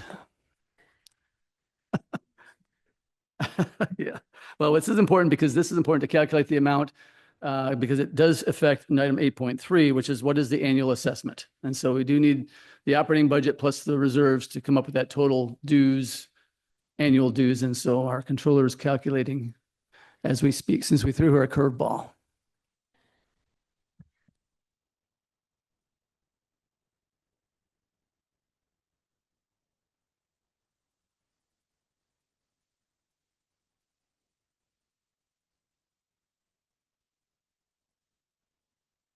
I can confirm that will reduce the monthly dues by $2.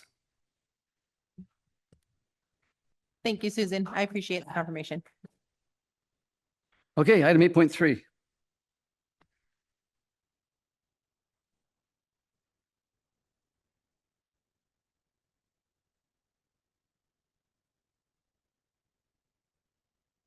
To comply with the California Civil Code, and thank you all, by the way, for making me scramble a little bit. To comply with the California Civil Code and ensure that the members receive proper notification of the upcoming annual assessment, it is necessary for the Board of Directors to approve the annual assessment for fiscal year 25-26. The Finance Committee and the managers of the POA have previously approved and presented an operating budget and a reserve budget to the board. A final approval for the resulting combined annual assessment amount of, and this is the new amount, $4,204 for the fiscal year 25-26 is now being requested. That calculates to $350 per month for each member. It's recommended the Board of Directors approve the annual assessment in the amount of $4,204 to be effective May 1st, 2025. And in addition to that, however, we always round so that we don't have pennies on the monthly payments, so it will be rounded from there. Is there a motion? Motion. Second. All right. Any member comments? Board comments?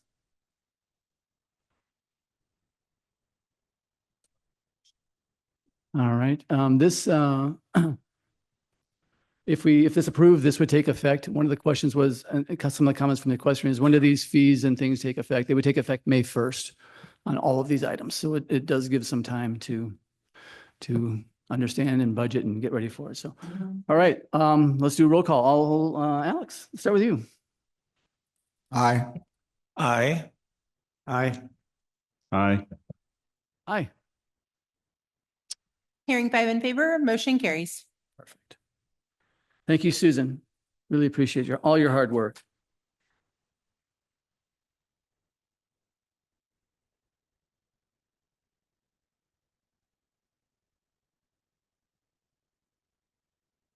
We have 4 more items, and we're going to start with the Appeals Committee member appointment by Ken Toller. I got to follow that. You didn't have to bring your calculator. Well done, Susan. The Appeals Committee is composed of 5 members and 1 alternate member. Currently, there are 2 open positions, 1 member and 1 alternate. The Appeals Committee recently met with Kathy Garza and have recommended her for appointment. It is recommended that the Board of Directors approve Kathy Garza as a member of the Appeals Committee. Is there a motion? Motion. Second. All right, first and second. Any member comments? Is Kathy present? Not present. All right, I will comment I had, based on her resume, she looks eminently qualified to be a great addition. So we thank her and anyone who volunteers their service to the community. Anyone else? Comments? All in favor of approving this appointment to the Appeals Committee, say aye. Aye. Are there any opposed? Hearing 5 in favor, motion carries. All right, Mary, Employee of the Quarter.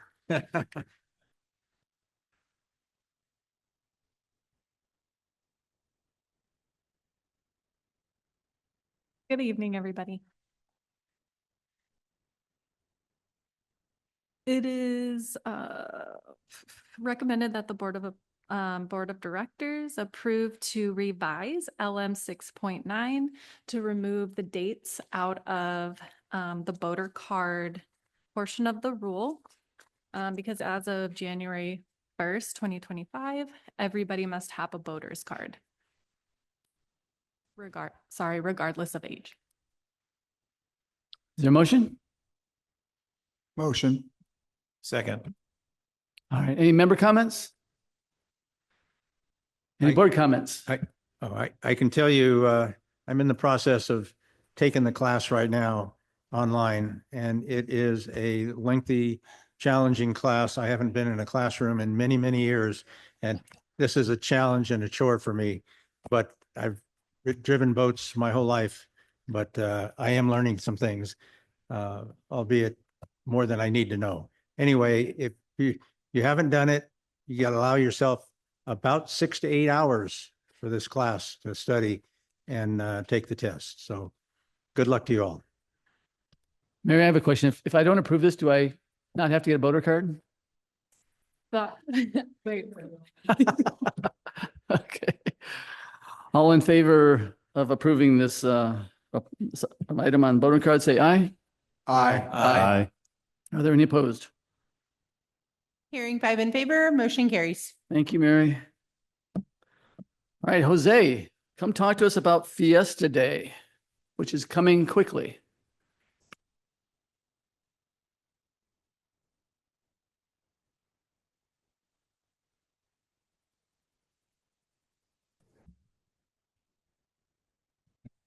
Canyon Lake POA hosts the highly anticipated Fiesta Day event the Saturday of Memorial Day weekend this year, May 24th. This year, this event will be at the Lodge, Holiday Harbor Park, and Sierra Park. Some of these activities that are part of the event are not aligned with the Canyon Lake POA rules and regulations and require approval from the Board of Directors. It is recommended that the board approve the variance for Fiesta Day event on Saturday, May 24th, 2025. Thank you, Jose. Is there a motion? Motion. Second. All right. Any member comments or questions?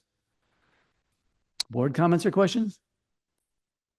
Yeah, Jose, Tiffany, we've approved these rules in past years for the Fiesta Day parade. Are the ones presented today any different than what we've approved in the past? They're all the same rules. They've been slightly condensed just because over the years, I think we've added more to them without looking at the other variances, and some of them were duplicative, but we didn't add anything to it. Okay, all right, thank you. All right, all in favor of approving the variances, say aye. Aye. Are there any opposed? Hearing five in favor, motion carries.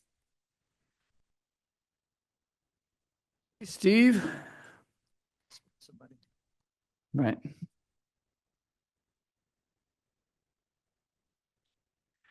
Good evening. This is Galt Field LED lighting and pole replacement. The sports lighting at Galt Field needs replacement. Field 1 metal halide lighting was installed in the mid-90s. Field 2 lighting was installed in the mid-80s.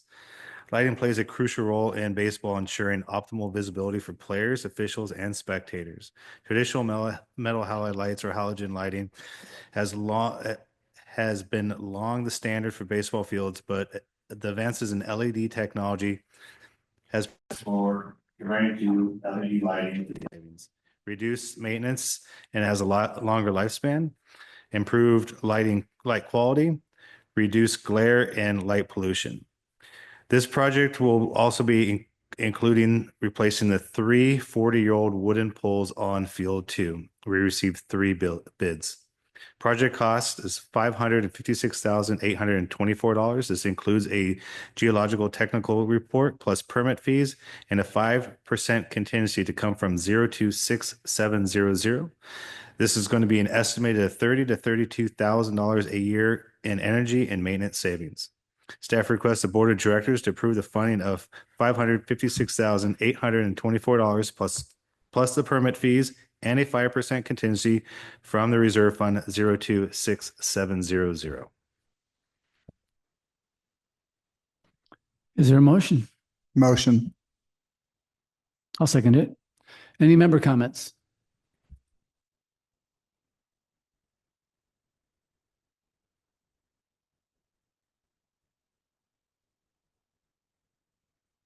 Thanks for your patience. Jason Cleveland, 3716366. I'm the league president, and when this hit the agenda, some of our board members had noticed or questioned if this also include the scoreboards as well in this cost.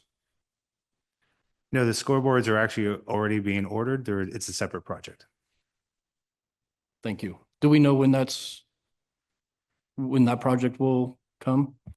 I just submitted the artwork for the scoreboards, and I have not received a estimated time of arrival yet. Thank you. Any other comments or questions from the members? All right, board comments. Alex, I know this is near and dear to your heart.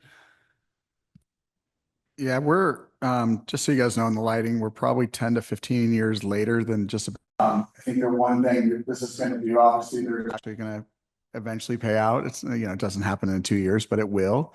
I think the other thing is, and we notoriously heard over the years, and Jason and I are both been presidents of Canyon Lake Little League, is the light pollution for the neighbors is really bad.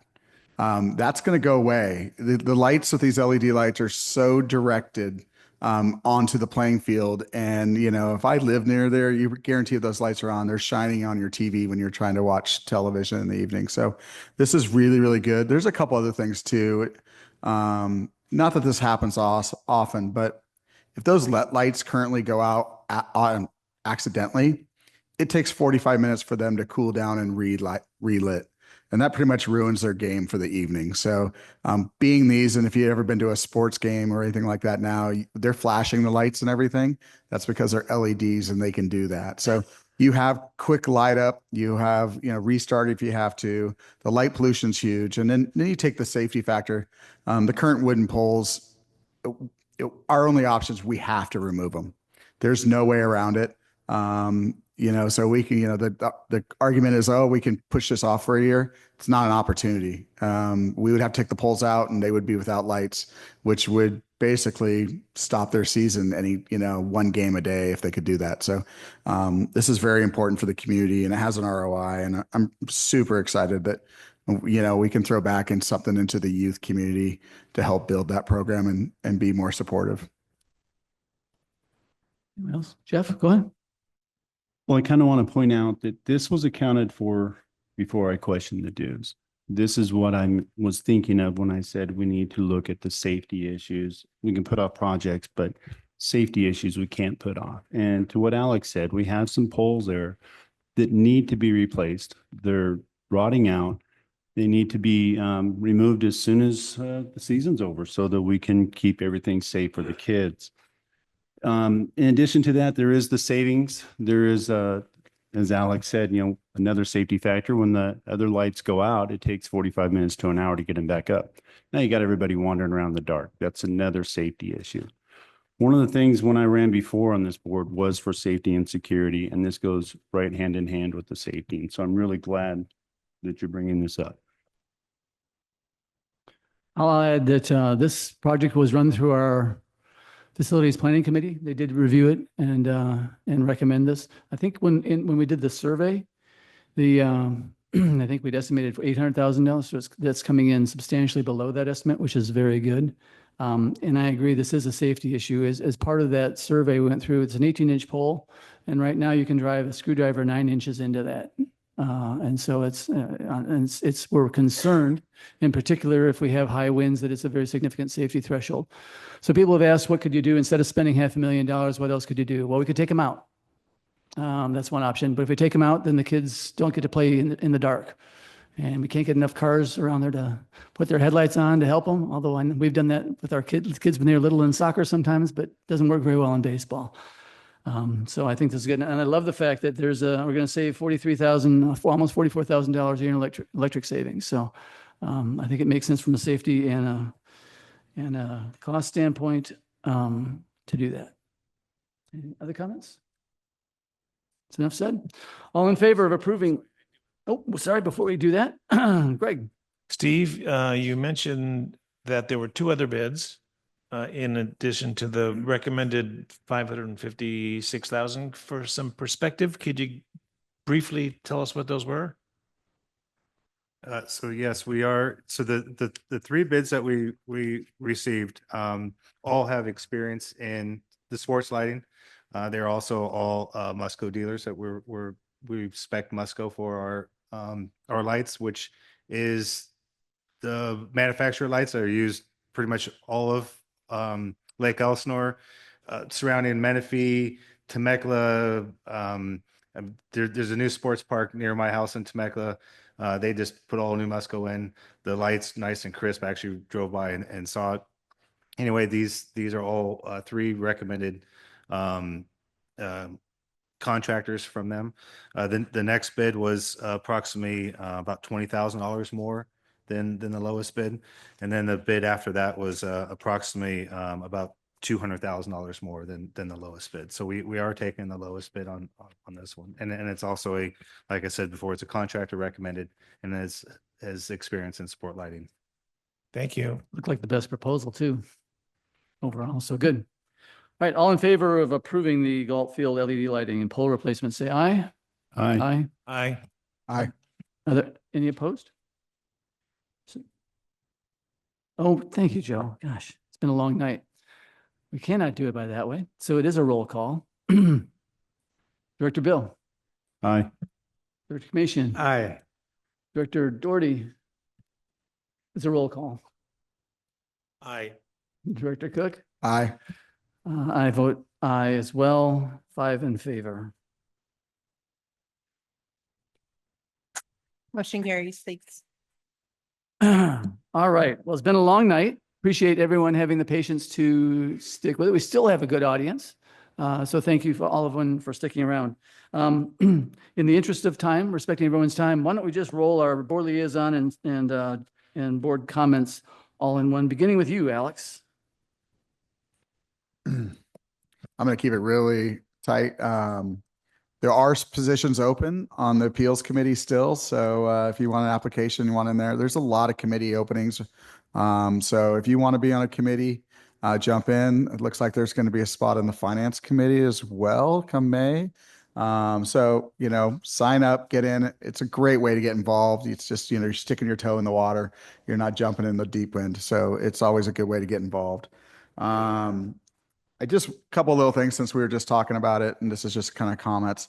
This weekend for Little League is a big weekend. You got Friday Night Lights. If you want to go watch out some kids hit home runs and have a good time and giggle and run around the bases, it's so rewarding. It's such a good program. And then Saturday is opening day. So I don't know, but I think they used to do a pancake breakfast in the morning at 8:30 or something like that. 8 o'clock, you want to get over there, drive over there, get pancake breakfast. It's a good way, to support the league, a good fundraiser, but it's also fun. And then they'll have festivities after that. So all the kids, most of the time it's the first time in their uniforms and they're running around and, seeing a 5 and 6-year-old running around in a uniform is pretty rad. So recommend that. On Sunday, you also have the Hope Lights of the Night here at Holiday Harbor. A very good cause. If you guys get out there, if you've never been to it, look it up and get there. I really appreciate everybody being here tonight. I will tell you, doing this in a vacuum is not fun. You guys being here and participating makes our job a lot easier and more enjoyable. So thank you very much for all of you guys to be here, and come every time. Thank you guys. Short story. A friend of mine, many years ago, probably 40 years ago, they loved to ski. They bought a little condo in Park City. They had 2 little girls, and they loved to go up there on the weekends and ski. It was an HOA situation, and it was brand new when they bought it. But the people that lived in the community decided that their community didn't look good enough. They wanted to upgrade it. And the majority of the community, therefore the board as well, got behind the majority of the wishes of the people. They wanted to make upgrades. And pretty soon my friend was getting assessments for, well, we don't like the way our garage doors look cheap. We will all get new garage doors. Well, he gets an assessment for new garage door. And then pretty soon he gets another assessment for the mailboxes. They don't look very good. We want new mailboxes, and on and on and on. And finally, they were young and not, broke and still building their family and stuff. And finally, that was one of the reasons they sold it, because they got sick and tired of these assessments just rolling in. Now, I'm saying this because this is not Canyon Lake. This is not our philosophy. Probably never was from day one. But it gives me, when I tell this story and talk to my friend, some perspective about how different HOAs have different objectives and how they get there. And I would like to think that tonight you have seen the results of what I think your main goal is to maintain our amenities and keep dues increases to a minimum. We made a couple of adjustments tonight. And again, that story in particular helps me keep a perspective on what we do. I know that people don't tend to look at what other people are doing and saying, oh, that's going up 30%. Aren't we so lucky? You tend to look at what we're doing here. I mean, that's what affects you. And I just hope that you believe, as I do, that the board, the management, everybody, the finance committee, of course, and our director of finance worked very hard on this budget. And I hope you think it's a reasonable prospect going forward. Thank you. Thanks for the short story, Greg. Jeff.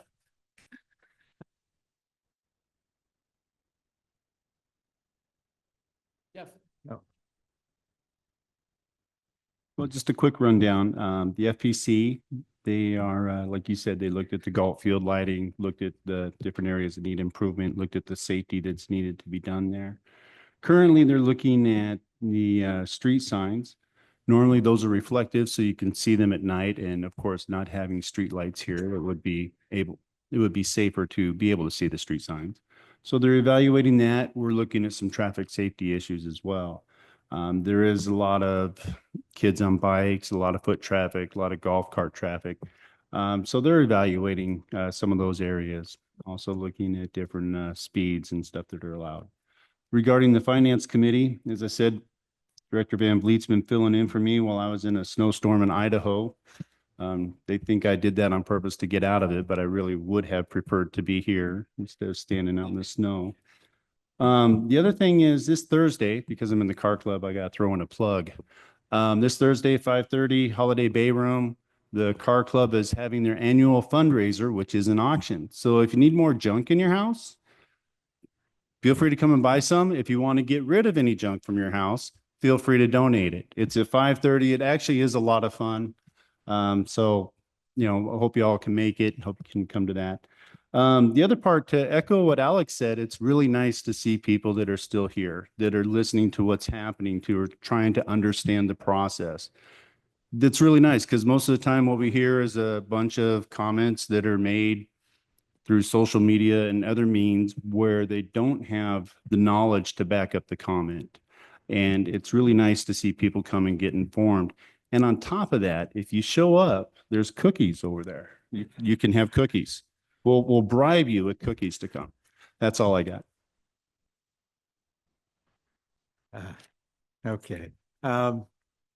I talk about the Tuesday work group every month because I love that group. They work really hard in the community, on the golf course. They're a great group of guys and ladies that work for the Tuesday work group. They're out there every Tuesday morning, around 7:30 in the morning, and they work about a half a day and accomplish a lot. This last month, they put in 340 man and woman hours. And, they did some tree trimming. They repaired split rail fencing around the golf course, and they have their regular sanding crew that goes around and sands divots. So they do a tremendous amount of work in the community, and they help keep our dues down because that's work we would be paying for. So you see them, be sure and thank them. If you want to be part of them, just show up on a Tuesday morning down at the maintenance yard. Green Committee, they're working on bunker designs on the golf course, hopefully coming up soon to be replaced. They're also working on a safety fence between the driving range and the putting green. That's something that they notice it is somewhat of a need there. On the flagpoles on the bottom of the cup, there was a little plastic device that helped keep the ball higher in the cup.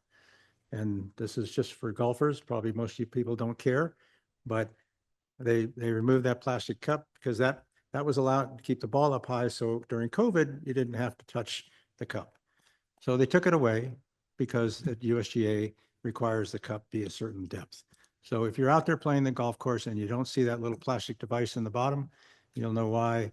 It was something the Green Committee decided that they should follow USGA requirements. So with that, I want to congratulate the three candidates that are running for the POA board for the 3 seats that are open. Bill, congratulations. I'll be watching you closely. And I wish you guys well. And I also want to thank the POA and staff for putting on a wonderful committee recognition dinner. Committees are hard work and committee members put in a lot of time and effort. And once a year, the POA brings out a nice dinner and puts on a nice dinner and gives them a nice gift as a thank you for their efforts and service. And this year they outdid themselves. So all the ladies that were involved with that, I want to thank you. You did a great job. Appreciate it. Thank you. Thanks, Joe. I want to let everyone know that the Senior Center is offering a free Mexican dinner catered by Pepe's and sponsored by the Senior Center. So any of the seniors who are interested, on March 30th at the Senior Center, it's a free free dinner. Got to sign up. First 70 to sign up are in. After that, they'll take a waiting list. Also mentioned on the Security Advisory Committee, I really think they've done a great job with those ride along. And, when you go and you sit in the booth in the cold of winter and the hot of summer and so forth, you really get a real appreciation for what our community patrol does. And I think it's a really great move.